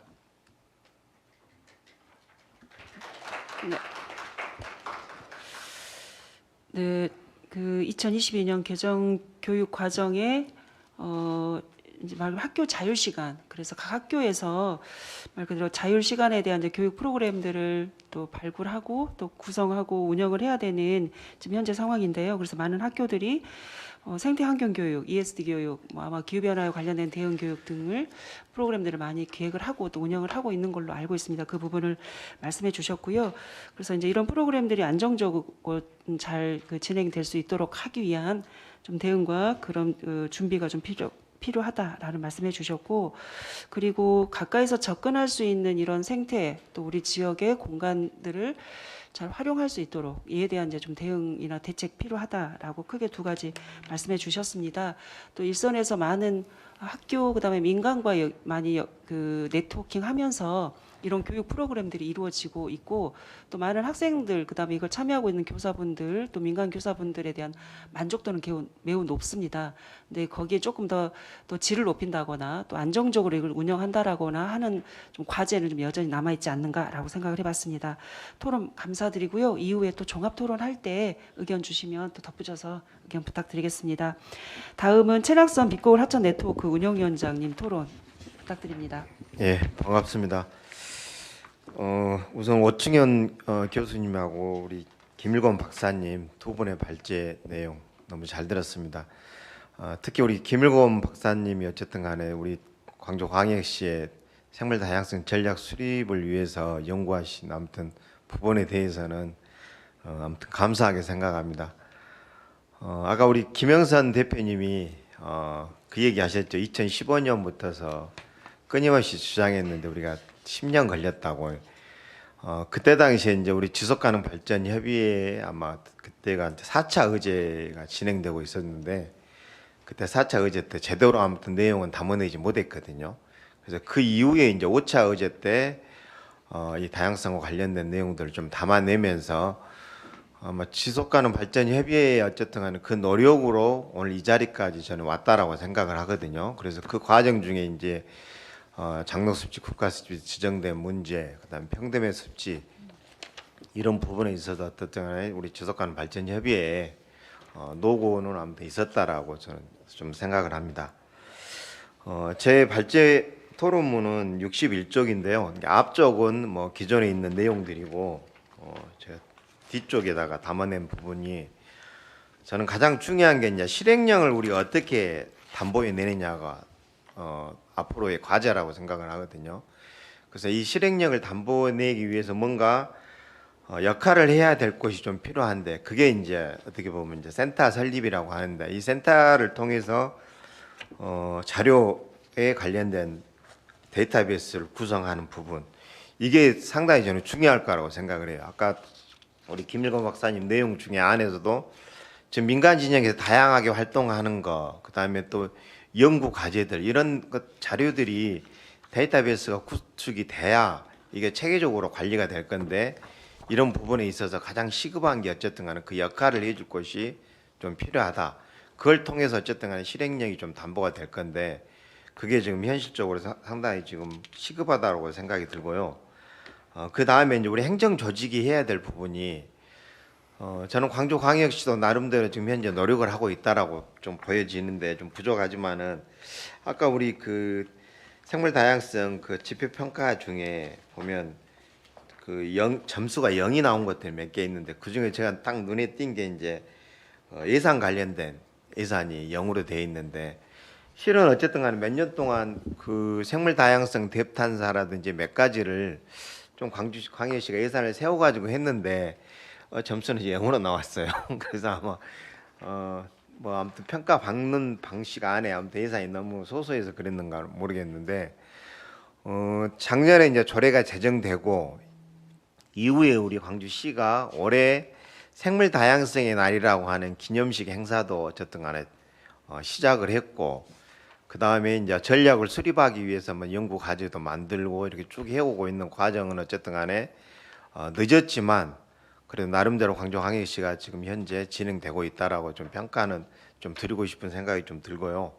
그게 어쨌든 간에 행정 조직의 어쨌든 간에 생물 다양성에 대한 정책 강화라고 좀 생각이 들고, 또 한 가지 부분은 이제 인식 증가를 통해서 우리 시민들이 어떻게 자발적으로 생물 다양성 보존 활동을 할 거냐, 이 부분인데, 그동안에 이제 우리 민간 진영에서 다양한 방법으로 이제 진행을 해 왔었고, 올해 이제 특히 이제 우리 장녹습지를 중심으로 해서 생물 다양성 대탐사, 그다음에 이제 교란종 퇴치 사업, 그다음에 우리 반딧불이 이제 축제를 위해서 이제 현재 이제 반딧불이라고 하는 게 우선 사람들한테 눈에 보이는 가식 효과가 있기 때문에 지금 무등산에 있는 평촌마을하고 그다음에 남구에 있는 대촌천, 그다음에 올해 이제 3년 동안 모니터링 결과를 가지고 올해 소규모 행사를 해봤던 장녹습지에서 이제 반딧불이, 그래서 이제 이런 시민들이 자발적으로 좀 참여를 통해서 뭔가 생물 다양성에 대해서 같이 참여할 수 있는 공간들이 좀 다양하게 좀 열려줘야 여기에 대해서 시민들이 좀 관심도가 높아질 건데, 그런 부분에 대해서는 우리가 앞으로 좀 해야 되지 않겠냐라고 좀 생각이 듭니다. 그래서 이제 두 분 발제문 내용 중에서 제가 이제 특히 이제 우리 김일건 박사님이 얘기했던 생물 다양성 위원회라든지 센터, 그다음 민간 파트너 구축, 이런 건 우리가 앞으로 지금 현재 고민하고 행정과 민간이 좀 같이 해야 될 좀 부분이라고 생각이 들고요. 오충헌 교수님의 그 결론 부분에 있어서 제가 좀 특이하게 좀 중요하게 본 부분이, 이건 어쨌든 간에 지역별 상황이 다르기 때문에 구체적 목표를 설정하고 선언적 목표보다도 실천 가능한 목표를 설정한 것이 중요하다라고 하는 부분입니다. 그래서 거창하게 전략을 세우는 것보다는 우리 광주의 현실에 맞게 실천 가능한 목표를 설정하는 것이 좀 상당히 중요하지 않겠냐. 그리고 이제 그 정책이 좀 지속 가능하게 진행될 수 있도록 하는 부분. 그래서 전략이라고 하는 것은 실행이 되어야 중요하지, 전략만 세워놓고 실행되지 않는 것은 아무 의미가 없다라고 생각을 하거든요. 그래서 우리 광주광역시가 전략을 세울 때 거창하게 보여주기 위한 것보다는 그 전략을 통해서 실제로 실행될 수 있도록 만들어내는 것이 가장 중요하지 않겠냐고 생각합니다. 그래서 앞으로 아무튼 광주광역시가 생물 다양성 전략을 수립하면 이후에 이제 우리가 이제 그걸 통해서 광주의 생물 다양성을 어떻게 만들어 갈 거냐. 거기는 이제 문제는 이제 예산이 뒷받침이 돼야 되는데, 예산을 우리가 어떻게 확보하고 해 나갈 것이냐. 아까 우리 박경희 위원장님 얘기하셨던 복개하천 보건 문제라든지 여러 가지 제시된 부분들이 실은 예산이 상당히 많이 들어가는 부분들이 많았기 때문에 실은 쉽게 진행이 되지 못한 것들이 상당히 많거든요. 그래서 저는 이 전략 안에 실행 부분에 있어서 우리가 적은 예산으로라도 우선 가시적 효과를 낼 수 있는 부분들이 단기적 사업 안에 좀 포함됐으면 하는 생각이 들거든요. 이제 그건 이제 시민들과 함께 참여로서 좀 풀어갈 수 있는 부분이라고 생각이 들고, 우선 가장 저는 중요한 것은 우리가 그동안 고생했던 이 앞으로도 계속해서 모니터링을 통해서 나올 수 있는 이 자료들이 데이터베이스를 통해서 좀 구축되게 만드는 것이 좀 중요하지 않겠냐라고 생각합니다. 예, 저는 이 정도 마치겠습니다.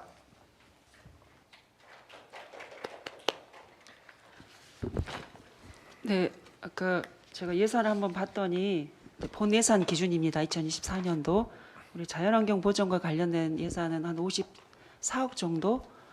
여기 안에는 뭐 생태계 교란식물 퇴치 사업이라거나 또 뭐 조류 충돌 피해 저감 사업 이제 등등 이제 사업들도 포함이 되어 있고요.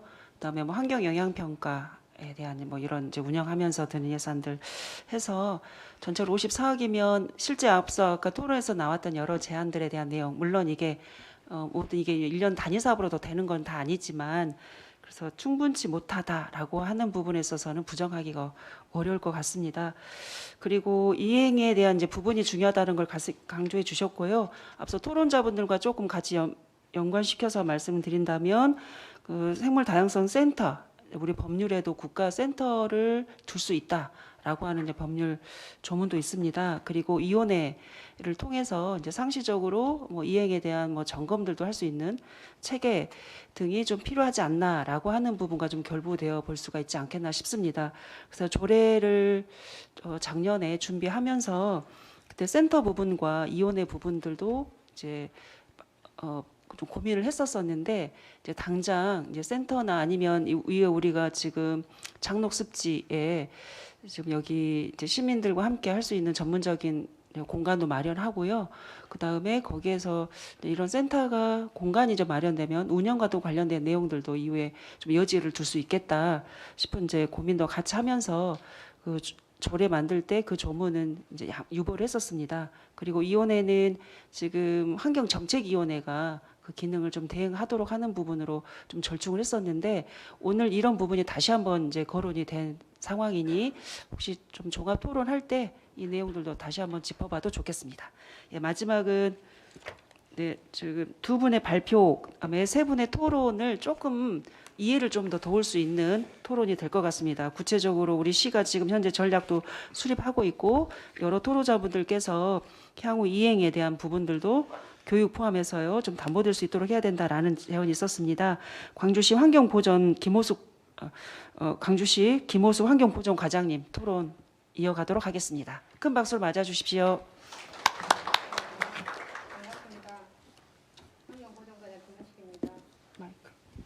반갑습니다. 환경보조과장 김호숙입니다. 오늘 그 발제해 주신 오충현 교수님하고 김일권 박사님께 감사드리고요. 우리가 지금 생물 다양성 보전 전략에 대해서 지금 광주연구원에서 지금 연구를 해서 수립 중에 있는데, 그거와 관련해 가지고 저희가 이제 전략은 수립은 안 됐지만 수립 중에 있지만 저희가 이제 하고 있는 생물 다양성 보전 정책 추진 사업에 대해서 간략하게 설명을 먼저 드리겠습니다. 크게는 이제 그 65쪽 보시면 크게는 생물 다양성 보전 강화 첫 번째, 두 번째는 66쪽의 생물 다양성 정책 기반 구축, 그리고 세 번째는 67쪽의 생물 다양성 인식 증진, 이렇게 세 가지로 크게 분류해 가지고 저희가 사업을 추진하고 있는데요. 첫 번째 생물 다양성 보전 강화 사업으로 잘 아시다시피 생태자원 복원을 위한 장록 습지 탄소 흡수원 조성 사업을 지금 추진 중에 있는데, 23년도에 국비를 확보를 해서 26년까지 4년에 거쳐서 그 생태관도 만들고 이용시설, 보존시설 이런 것들을 만들어서 시민들이 이제 체험도 하고 교육도 하는 중추적 거점 공간이 되도록 하려고 지금 하고 있고, 현재는 그 설계 공모를 지금 진행 중에 있어서 금년 안에 설계 공모권자를 지금 지정을 선정을 하려고 지금 하고 있습니다. 그리고 두 번째 생물 다양성 보전 강화 사업 중에 아까도 다 말씀하셨지만 무등산 평듬해 습지가 람사르 습지로 지정이 돼서 저희가 이제 대표적인 그 무등산 국립공원 대표적인 묵론 습지인데요. 786종의 생물종이 서식을 해서 람사르 습지로 지정이 돼서 이제 광주가 친환경 국제적인 친환경 도시로서 이미지 제고하는 데 상당히 큰 역할을 하고 있다고 생각합니다. 그리고 세 번째는 도심 속 소생태계 복원 사업이라고 해가지고 2013년부터 현재까지 이제 생태계 보전 부담금의 50% 범위 내에서 환경부에서 받아서 개소당 최대 7억 원 이내인데 보통 한 4, 5억 정도 해서 11개소에 94억 원이 이제 들어가서 지금 소생태계를 복원하고 있고, 그다음에 올해는 월산 근린공원을 4억 5천만 원을 들여서 생태계를 복원하고 있습니다. 이거는 이제 도심 내 이제 훼손 방치된 국공유지를 유유 공간을 복원을 해서 생물이 서식하고, 그다음에 이제 생활 휴식 공간 시민들한테 돌려주는 이런 거를 하는 사업이기 때문에 저희가 이제 환경부 공모 사업으로 매년 선정을 하고 있고, 내년도도 공모 사업에 지금 신청을 해서 지금 심사를 진행할 계획에 있습니다. 그리고 66쪽에 그 외래종 생태계 교란 생물 퇴치 사업을 지금 매년 하고 있는데요. 19년부터 24년까지 지금 국시비 또 남구의 자치구 구비까지 해가지고 제거 사업을 지속적으로 추진을 하고 있고요. 그리고 이제 조류 충돌 저감 사업이라고 해가지고 건축물의 유리창 또는 방음벽에 이제 쇠가 충돌하는 것을 방지하기 위해서 저희가 지속적으로 21년부터 그 조류 충돌 저감 사업을 추진하고 있는데, 21년도부터는 이제 수립 수목원의 유리창이 좀 넓게 있는데 거기가 조류 충돌한다는 그런 이제 내용들이 있어서 공모 사업을 통해서 선정을 해서 지금 이미 조류 그 충돌 방지 부착 테이프를 부착해서 완료를 했고요. 올해는 그 평동 역사 건물이 또 그 유리창이 넓게 있어가지고 거기 평동 역사하고 광산구 청사에 공모 사업에 선정이 완료돼서 지금 금년 12월까지 조류 충돌 저감 테이프를 지금 부착을 하고 있습니다. 그리고 두 번째로 생물 다양성 정책 기반 구축으로 지역 생물 다양성 전략 수립을 지금 아까 말씀드렸듯이 김일곤 박사님께서 지금 2003년도부터 지금 계속 추진 중에 있고요. 이게 이제 추진되면 여기 다양한 사업 과제들을 실행을 할 수 있는 방안을 만들어서 추진을 하도록 그렇게 하겠습니다. 그리고 67쪽 자연환경 조사입니다. 지금 현재 자연환경 조사를 북구부터 해가지고 연차별로 자치구 연차별 지금 수행을 할 예정인데, 여기도 광주연구원에서 추진 중에 있고요. 연구 내용으로는 광주시에 있는 생물 다양성 현황 기초 자료를 확보하고 생물종을 조사해서 DB를 구축하고 그 결과를 도시 생태 현황 지도에 작성하고 야생생물 보호 세부 계획 수립하는 데 반영을 하려고 지금 하고 있습니다. 그리고 멸종위기종 보호관리 기반 구축 연구로 해서 먹이활동, 수달 포착 등 도심지 내에 멸종위기종 관리 필요성이 증가함에 따라서 여기도 광주연구원에서 그 멸종위기종 현황과 서식지 분석 등을 위한 연구를 지금 하고 있습니다. 연구를 끝냈고요. 그래서 이제 결과는 야생생물 보호종 및 보호지역 지정의 근거 자료로 지금 활용을 하고 있습니다. 마지막으로 세 번째 생물 다양성 인식 증진 개선 사업으로 장록 습지 생물 다양성 대탐사를 지금 21년부터 한 3년간 지금 하고 있는데, 금년에는 5월 달에 130여 명이 참여해서 다양한 생물종을 지금 탐사를 해서 그 정책 추진 연계방을 마련하는 기초 자료를 지금 활용하고 있습니다. 그동안 21년부터 22, 23, 3년간 336명이 참여를 해가지고 수달이나 뭐 남생 이런 보호종을 발견을 했었습니다. 그리고 아까 최낙선 이사님도 말씀하셨는데 생물 다양성의 달을 맞이해서 금년에 최초로 거의 이제 지속협 지원을 많이 받아가지고 저희가 비예산 사업으로 해가지고 예산에 별도로 편성 안 하고 저희가 그 사무관리비 예산으로 하고 지속협에서 지원을 받아가지고 장록습지 일원에서 한 400~500명이 모여서 생물 다양성의 달을 행사를 하고, 그다음에 여기서 이제 무등산 평tum의 람사르습지 등록 인증에 대한 대시민 홍보도 해서 관심을 유도하는 그런 그 행사를 해서 이제 이거를 기초로 해서 이제 내년부터는 좀 더 확대해서 시민들에게 생물 다양성의 의미를 확산시키는 그런 의미 있는 행사로 지금 지속 발전시켜 보려고 하고 있습니다. 이상으로 우리 지역의 생물 다양성 보존 정책 추진 현황에 대해서 설명드렸습니다. 감사합니다. 네, 네 분 토론까지 마쳤습니다. 그러면 여기 현장에 계신 함께하고 계신 분들과 함께하는 이제 자유토론 시간 한 20여 분간, 한 15분에서 20여 분간 갖도록 하겠습니다. 혹시 먼저 플로어 계신 분들 중에 질문이나 또 의견 있으시면 손을 들고 의사를 펴주시면 고맙겠습니다. 혹시 질문 있으신가요?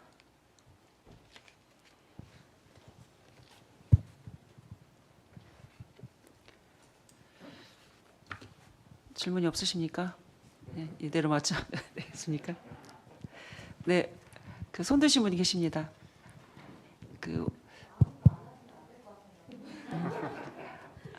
보통 보면 궁금한 게 있는데 선뜻 안 하시는 경우가 많이 있는 것 같습니다. 네, 먼저 해주셔서 감사드립니다.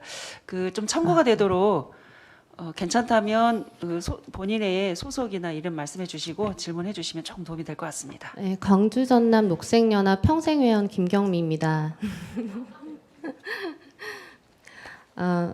저는 이제 생물 다양성은 이제 도심에서는 우리가 생태계 서비스와 함께 우리가 이제 그 키워드를 같이 가져가야 된다고 생각을 하는데, 우리 오충현 교수님께서 발표하신 그 서울형 생태계 서비스 지금 어떻게 평가되고 있는지, 그 평가 지표 이런 것들 있잖아요.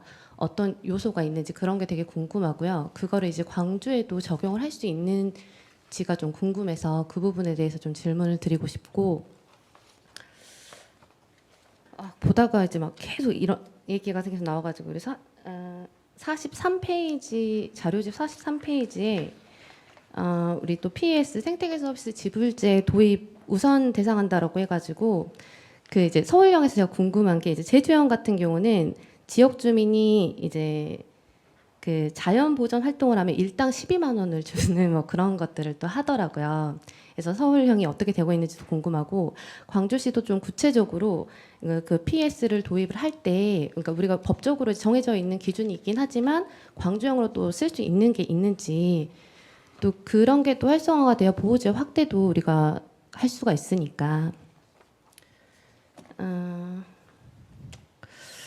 그리고 아까 교감 선생님이 이제 멸종위기종 관련해서 말씀하실 때 그런 게 생각이 나가지고, 자료집 45페이지에서 우리 서식지회 보전기관 우치공원 이렇게 하신다라고 이렇게 얘기를 하셨는데, 광주광역시는 이제 도심이기도 하고 아까 말씀을 하셨는데 멸종위기종도 별로 없다라고 하셨거든요. 그리고 이제 요즘에는 종 중심이 아닌 사실 서식처 중심으로 복원을 하고 이제 생물다양성 증진을 이제 꾀하고 있기 때문에, 여기에 쓰이는 투입되는 예산이라든가 인력이라든가 얼마나 될지 모르겠지만 그거를 좀 다른 쪽으로 더 쓰일 수 있는 게 더 좋지 않을까, 이런 생각을 좀 해봤고,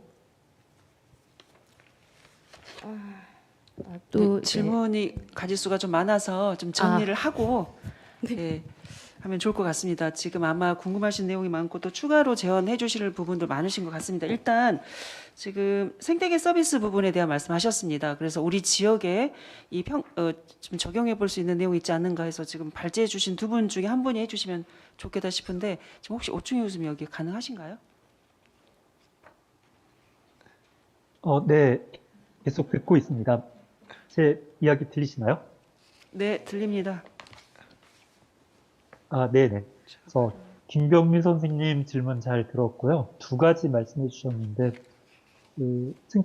서울 생태계 서비스 지도와 관련된 부분은 광주도 지금 도시생태현황도라고 하는 비오톱 지도를 만드셨는데요. 그 지도에 기반해서 만드는 거기 때문에 크게 어려움은 없고요. 다만 서울 같은 경우에 생태계 서비스 평가 지도가 두 단위로 평가가 될 수 있도록 되어 있어서 어느 지역이 생태계 서비스가 좀 부족하고 어느 지역이 넉넉한지에 대한 것들을 검토하도록 되어 있습니다. 그래서 아마 이거는 일반화되어 있는 개념이어서 광주에도 도시생태현황도가 제작이 되어 있기 때문에 광주 차원의 생태계 서비스 평가하는 것은 그렇게 어렵지는 않을 것으로 생각이 되고요. 그리고 광주 차원에서 하지 않더라도 이미 국립생태원에서 각 도시별로 평가를 해놓은 사례가 있기 때문에 그것도 한번 감안해 보시면 좋을 것 같습니다. 그다음에 두 번째, 생태계 서비스 지불제에 대해서는 이제 어느 정도 아까 제주도 사례 등에서 말씀해 주셨는데, 사실 이거를 보호지역 관련해 가지고는 환경부의 지원 사업으로 가능한데요. 워낙에 환경부에서 예산을 적게 잡아놔 가지고 광주나 서울 같은 지역까지 비용이 투입되기는 쉽지는 않을 것 같습니다. 다만 평tum의 습지 같은 데는 아마 지역 주민들이 협조해가지고 하시면 충분히 가능성은 있을 것 같은데요. 그래서 서울형 그 생태계 서비스 지불제라고 하는 것은 서울 자체적으로 기금을 만들어가지고 자연보전 활동, 그러니까 보호지역에 준하는 지역들에서 그 자연보전 활동을 하는 시민단체들에게 지원을 해주기 위한 그런 사업이다라고 보시면 될 것 같습니다. 네, 이상입니다. 네, 답변이 되셨나요? 네. 그리고 혹시 아까 그 보호지역 복원에 대한 부분 혹시 답변해 주실? 예, 질문 잘 들었습니다. 아까 말씀드렸듯이 이제 서식지의 보전, 서식지 보건, 네네. 서식지의 보전 기간, 생태계 서비스 관련된 내용은 교수님께서 잘 설명해 주셨으니까요. 이제 서식지의 보전 기간과 관련돼 가지고 일단은 이제 물론 이제 최근에 그 전체적으로 그 공간 중심으로 해가지고 서식지 기반 중심으로 이제 관리가 이루어지고 있기는 하지만 광주에도 이제 그 멸종 위기종이 그러니까 부족하지만 이제 수달 같은 경우들이 굉장히 좀 많이 있습니다. 근데 이 종들이 좀 많이 그 여건들이 좀 취약한 상황에 있는 경우들이 많이 있습니다. 그 로드킬도 많이 당하고 있고요. 많이 이제 부상도 당하고 있기 때문에 이런 그 지금 현재 그 얘네들에 대한 이런 그 치료나 이런 것들은 야생동물 구조센터에서 하고 있지만요. 이제 멸종위기종 전체적으로 좀 멸종위기종이 어느 정도 좀 이제 좀 활동할 수 있는 서식지를 좀 조성한다는 측면에서 서식지의 보존기관에서 활동하는 부분들이 있거든요. 그래서 그런 부분들 중심으로 했을 때 그렇다고 이제 좀 종 중심이긴 하지만 그렇다고 완전한 종 중심이 아니라 종을 위한 소규모 서식지를 조성한다는 측면에서 서식지의 보존기관 지정과 이제 관련된 사업이 좀 필요할 수 있다는 생각이 들었고요. 이제 이런 부분들에 있어서는 근데 이제 물론 이제 예산적인 어려움이 있기 때문에 그런 부분들은 잘 고려를 해가지고 정책적인 우선순위는 좀 세우는 부분이 좀 필요하지 않을까 싶습니다. 예, 이상입니다. 네, 저 하나만 더 해도 될까요? 하나만 더 해도 될까요? 예, 핵심 간략하게 말씀해 주시면 좋겠습니다. 네, 답변 감사합니다. 제가 생물 다양성 증진을 위해서 완충 지역으로서 친환경 도시농업 확대가 굉장히 중요하다고 개인적으로 그렇게 생각을 하는데 근데 저희 이제 보니까 친환경 농업단지 조성 뭐 이런 내용이 있어요. 근데 이거 스마트팜 이야기하시는 건가요? 이게 혹시? 네. 스마트팜은 아니고요. 기존에 있었던 그런 친환경 농업 지역을 좀 어떤 구역화 시켜가지고요, 좀 특별하게 좀 관리하자는 측면에서 넣었던 거고요. 이제 우리가 일반적으로 생각하고 있는 스마트팜이랑은 약간 좀 다른 부분입니다. 물론 이제 친환경 농업과 관련돼가지고 이런 것들 지정을 해가지고요, 직불제나 이런 제도 인센티브를 좀 더 이제 좀 원활하게 운영하자는 측면에서 구역을 지정을 해가지고 좀 관리를 해보자라는 측면에서 제안을 해보았습니다. 그 생태계 서비스 지불제 계약 건수라고 해서 지불제 확대 이렇게 예. 직불제 이게 지불제 계약 건수를 예. 말씀하시는 거죠? 뒤편에 농업 여기 있는 농업 친환경 농업 쪽의 직불제랑 생태계 서비스 지불제를 약간 별도로 운영하냐. 왜냐하면 지금 현재 농업 직불제를 수령할 경우에 아마 생태계 서비스 지불제가 이중 수령이 안 되는 걸로 알고 있습니다. 그러다 보니까 이 두 개를 별도로 해가지고요. 일단 농업 지역을 친환경 농업 지역에서는 친환경 직불제 형태로 해가지고 좀 중심으로 사업을 운영하고요. 생태계 서비스 지불제는 별도의 보호 지역에서 이제 농업 지역이 아닌 보호 활동, 그러니까 다른 활동들을 하는 형태로 해가지고 좀 친환경 농업이랑 조금은 상관은 없지만 뭐 볏짚 존치나 이제 뭐 먹이주기 사업 이런 것들을 많이 하고 있잖아요. 그런 것들을 대상으로 했을 때 PS를 적용하는 부분들에서 이제 검토가 가능할 것 같습니다. 근데 왜 생태계 서비스 지불제를 계약 건수로 한 거예요? 면적이 아닌 기준을 삼을 때 예. 면적이 아닌 계약 건수로 잡아가지고 그리고 이제 핵심 평가 지표를 봤을 때 아직도 저는 좀 양적인 그러니까 면적이라던가 개소 관련해서만 좀 지표가 잡혀 있다라는 생각이 들고 이제 좀 더 우리는 양적보다는 또 질적인 개선을 해야 된다고 항상 얘기를 하잖아요. 하고 우리가 생물 다양성에 대해서 이야기를 하기도 하고. 그러면 이제 생물 다양성을 증진시키기 위해서 지금 뭐 10-20-30 원칙이라던가 이제 다양한 관리 방법이라던가 그런 것들이 있잖아요. 그런 것들이 적용돼서 도시 뭐 정원이라든가 이런 것도 증가를 시켜야 되고 복원도 해야 되는데 그런 거에 대한 구체적인 지표라든가 이런 거는 있나요? 일단은 좀 이제 각각 세부 항목들에 있어서 이제 평가 지표가 마련돼 있기는 합니다. 근데 여기서 핵심 지표라고 하는 거는 가장 우선적으로 관리가 필요한 11개 지표를 우선적으로 지정을 해서 했기 때문에 핵심 지표 상에는 그 11개만 드러나는데요. 각각 이 발표 자료에 보시면 그 옆에 이제 그 점검 지표라고 해가지고요. 각각의 사업 단위에서 한번 적용할 수 있는 지표들이 있습니다. 그래서 그 지표를 활용해 보시면 거기에 뭐 전통 정원 조성 개수 이런 것들이 다 포함되어 있는 상황입니다. 그리고 이제 생태계 서비스 지불제 같은 경우에는 일단 그 면적 기반으로 하는 것도 물론 이제 할 경우에 이제 얼마나 그 면적의 규모가 있는지를 파악할 수 있는데요. 일단 저희 지금 초창기 상황에서 이제 생태계 서비스 지불제가 아직 도입이 안 된 상황에서 좀 확산을 좀 유도하자는 측면에서 건수로 일단 한 부분들이 있고요. 그리고 이런 직불제 같은 경우 친환경 이런 부분들에 있어서는 이제 대규모 예전에 이제 연구 결과에서도 있기는 하지만 이제 대규모로 농업을 짓는 분들보다 소규모 활동을 하시는 분들이 어떻게 보면 좀 더 적극적으로 참여하려는 그런 경향들이 있기 때문에요. 건수로 한번 지정을 해보았습니다. 네, 이해되셨나요? 네, 아까 이제 왜 면적이 아니라 건수로 하니까 실질적으로 이것에 대한 이제 효과로 좀 이해가 됐었을 때는 이 건수로는 이제 충분치 않을 수 있다라는 의견이신 것 같습니다. 저 박사님하고 좀 같은 의견이었는데요. 아마 제주 그다음에 철원 이 정도가 지금 생태계 서비스 지불제가 운영이 되고 있고 전국적으로 아주 미약한데 우리 광주도 아직 사례가 없고요.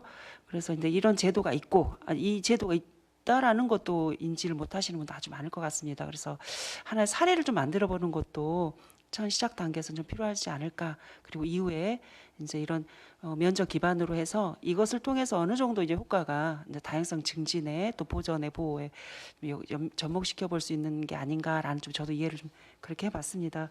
좋은 제안과 또 지적 감사드립니다. 그리고 앞에서 이제 예산 부분을 또 많이 말씀해 주셨고요. 그다음에 이원회와 센터도 말씀해 주셨는데 혹시 과장님 관련된 계획이 조금 있다면 답변 가능하실까요?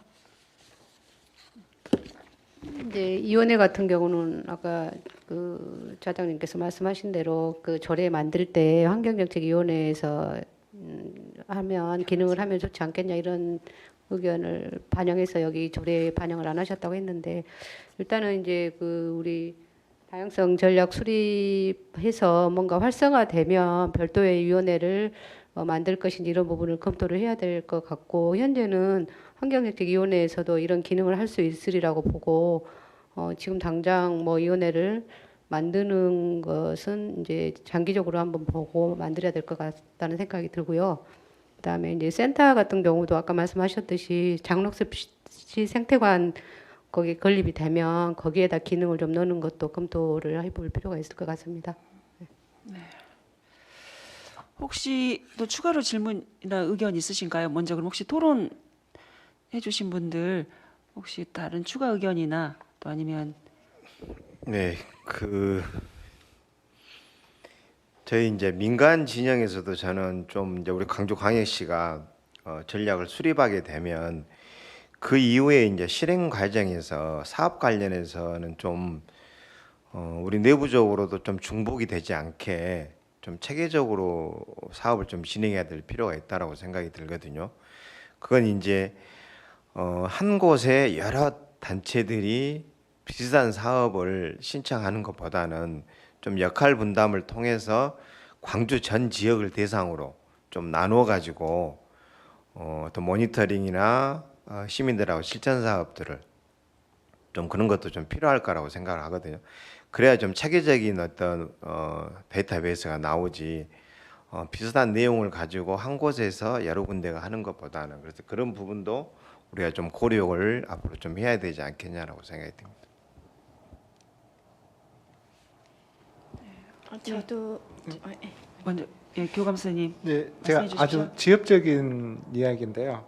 제가 생물종 다양성 서식지 관련해서 저희가 이제 그 대형 뭐 조류라든지 대형 포유류 종류는 저희가 발견을 하면 야생동물 구조센터라든지 시민들이 많이 알고 있어서 하는데 작은 이제 그 양서류 같은 경우 보호종이 발견이 됐는데 이게 그 좀 여기를 조금만 개선하면 아이들이 이 서식지를 자유롭게 이동할 수 있는데 그런 신고 센터라든지 그런 걸 좀 활성화하면 어떨까 싶습니다. 제안을 드리는데 제보.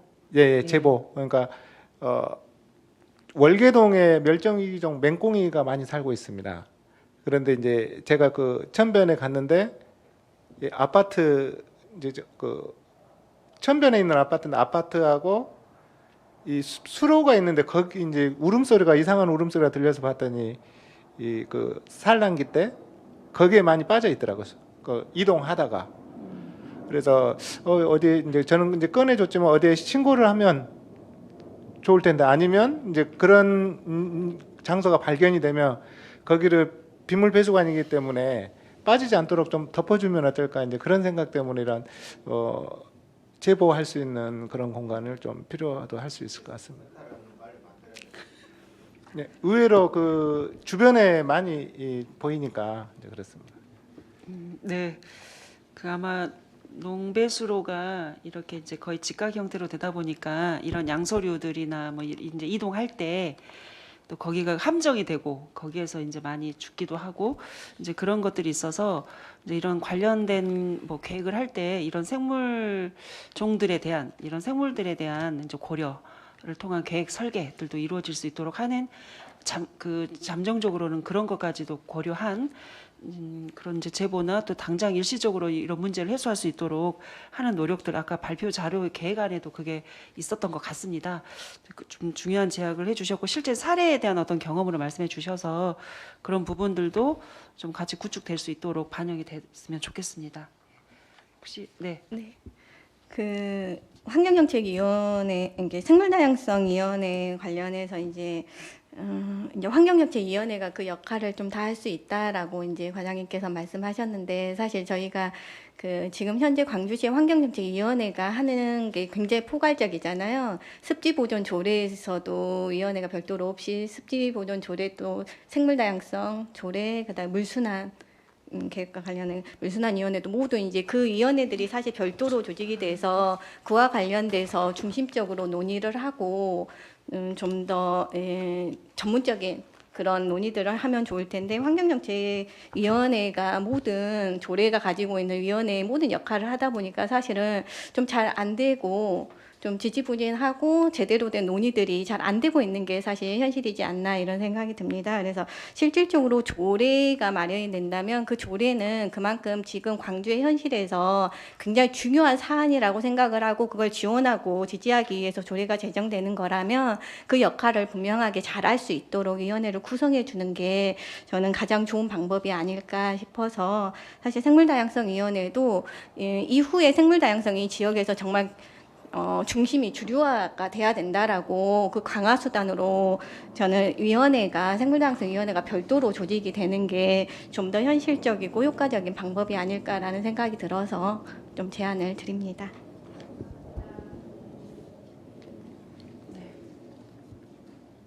아까도 말씀드렸듯이 이제 지금은 수립 단계에 있기 때문에 필요성이 있다 하면 이 조례를 이제 개정해서 위원회를 설치하는 거를 고민을 한번 해보도록 하겠습니다.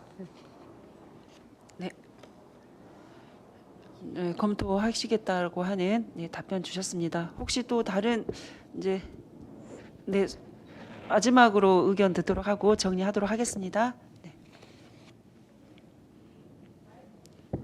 그리고 두 분의 발제분 마지막 또 정리 발언 듣고 먼저 질문 먼저 받겠습니다. 네, 저는 무등산 생태탐방원에서 온 문광선이라고 합니다.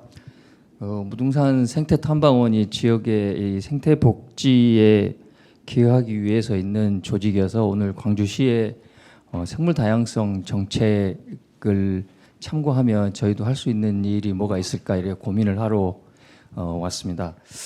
좋은 이야기 많이 들었습니다. 근데 보니까 지역 생물 다양성 전략이 전국 17개 시도 중에 12개가 이미 수립이 돼 있고 전남, 전북, 광주, 대구, 대전이 빠져 있네요. 보니까 생물 다양성이 건강한 지역이 빠진 것 같습니다.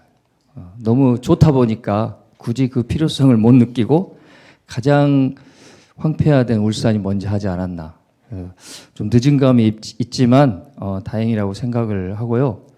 그래서 지역 생물 다양성 전략을 지금 수립하고 있으신 것 같은데 지금 추진 현황과 목표와 그 진행 상황을 좀 이야기해 주시면 궁금한 점이 좀 해소될 것 같습니다. 하시면서도 어려운 일은 뭐가 있으신지 그것도 같이 이야기해 주시면 여기 있는 시민단체에서 많이 도와주실 것 같습니다. 네, 김일곤 목사님이 답변해 주셔야 될 것 같습니다. 예. 지금은 일단 그 전략 수립 단계이고요. 이게 전략이 아직까지 확정된 단계는 아닙니다. 그래서 연말 정도에 이제 아마 이게 환경정책위원회를 통해 가지고요. 심의가 완료되면 확정될 것 같고요. 근데 수립하는 과정에서 조금 어려운 부분들이 있었던 것은 이제 지금 이제 광주에서 그 생물 다양성과 관련된 그런 다양한 활동들 그런 것들이 이제 시민사회를 중심으로 많이 하고 있는데 이런 것들에 대한 정확한 이제 기록이나 이런 것들이 많이 없어가지고 이게 개별적으로 좀 찾아봐야지 되더라고요. 분명히 이제 시민단체에서 활동하고 있는 그 시민단체별로도 모니터링을 하고 있고 그 데이터들이 있기는 하지만 아직까지 이런 것들을 잘 이제 활용하고 공유할 수 있는 체계가 많이 없다는 부분이 좀 아쉬웠고요. 그러다 보니까 이제 아까 말씀하신 이제 데이터베이스 구축이나 이런 플랫폼 이런 것들도 분명히 얘기가 나왔을 거라고 생각을 합니다. 향후 뭐 이제 광주에서도 이제 지금 현재 이제 도시생태 현황 지도를 이제 온라인상에 이제 탑재해가지고 공개하고 있는데요. 그런 것들과 연계를 해가지고 이런 이제 플랫폼 기능을 좀 강화하는 부분들이 좀 필요하지 않을까라는 생각이 들었습니다. 예.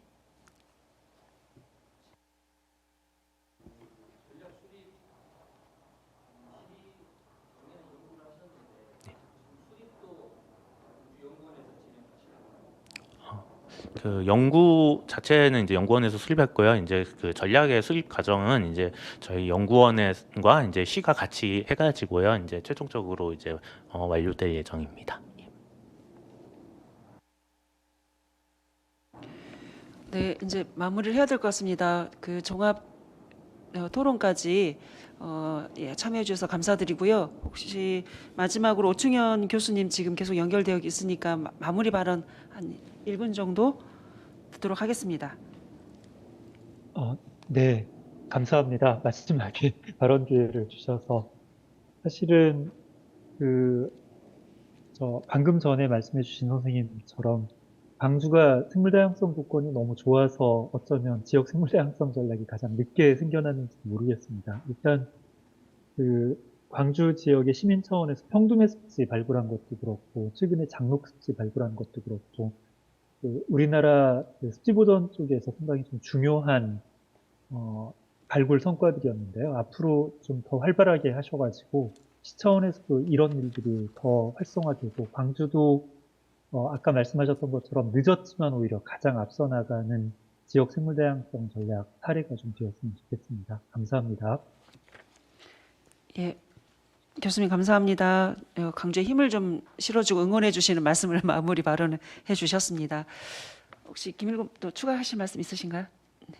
예, 전 이제 오늘 주신 좋은 말씀 토대로 해가지고요. 저 전략을 잘 마무리하도록 하겠습니다. 예, 이렇게 관심 가져주셔서 감사합니다. 예. 네, 감사합니다.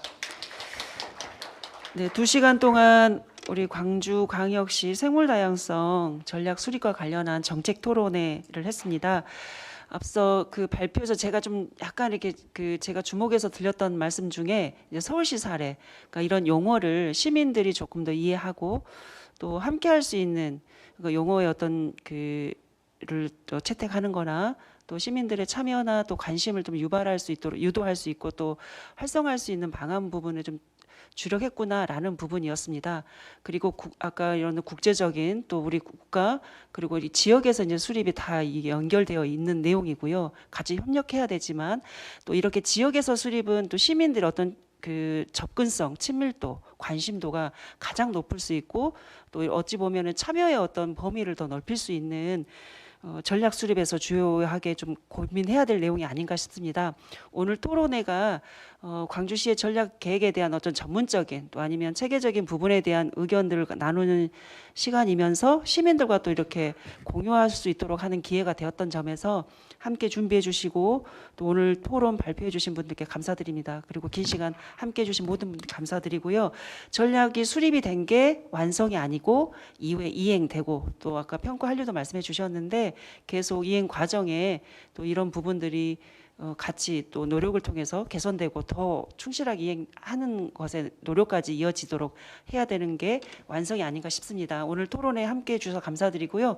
이후에도 계속 노력을 함께해 주십사라는 당부와 기대 드리면서 박수로 마무리하겠습니다. 사회자님이 계셨군요. 네, 저는 여기까지 마무리하도록 하겠습니다. 네, 오늘 광주 생물 다양성 정책 토론회에 참여해 주신 우리 귀한 시간 내주신 우리 외빈 분께 감사 말씀드리고 더 귀한 시간 나누어 주신 우리 시민 여러분들께 진심으로 감사 인사드립니다. 조심히 돌아가시고 광주가 생물 다양성 도시로 더 성큼성큼 다가갈 수 있도록 모든 분들의 힘 다 같이 화이팅하는 넘치는 걸음으로 잘 이어갔으면 좋겠습니다. 조심히 돌아가십시오. 감사합니다.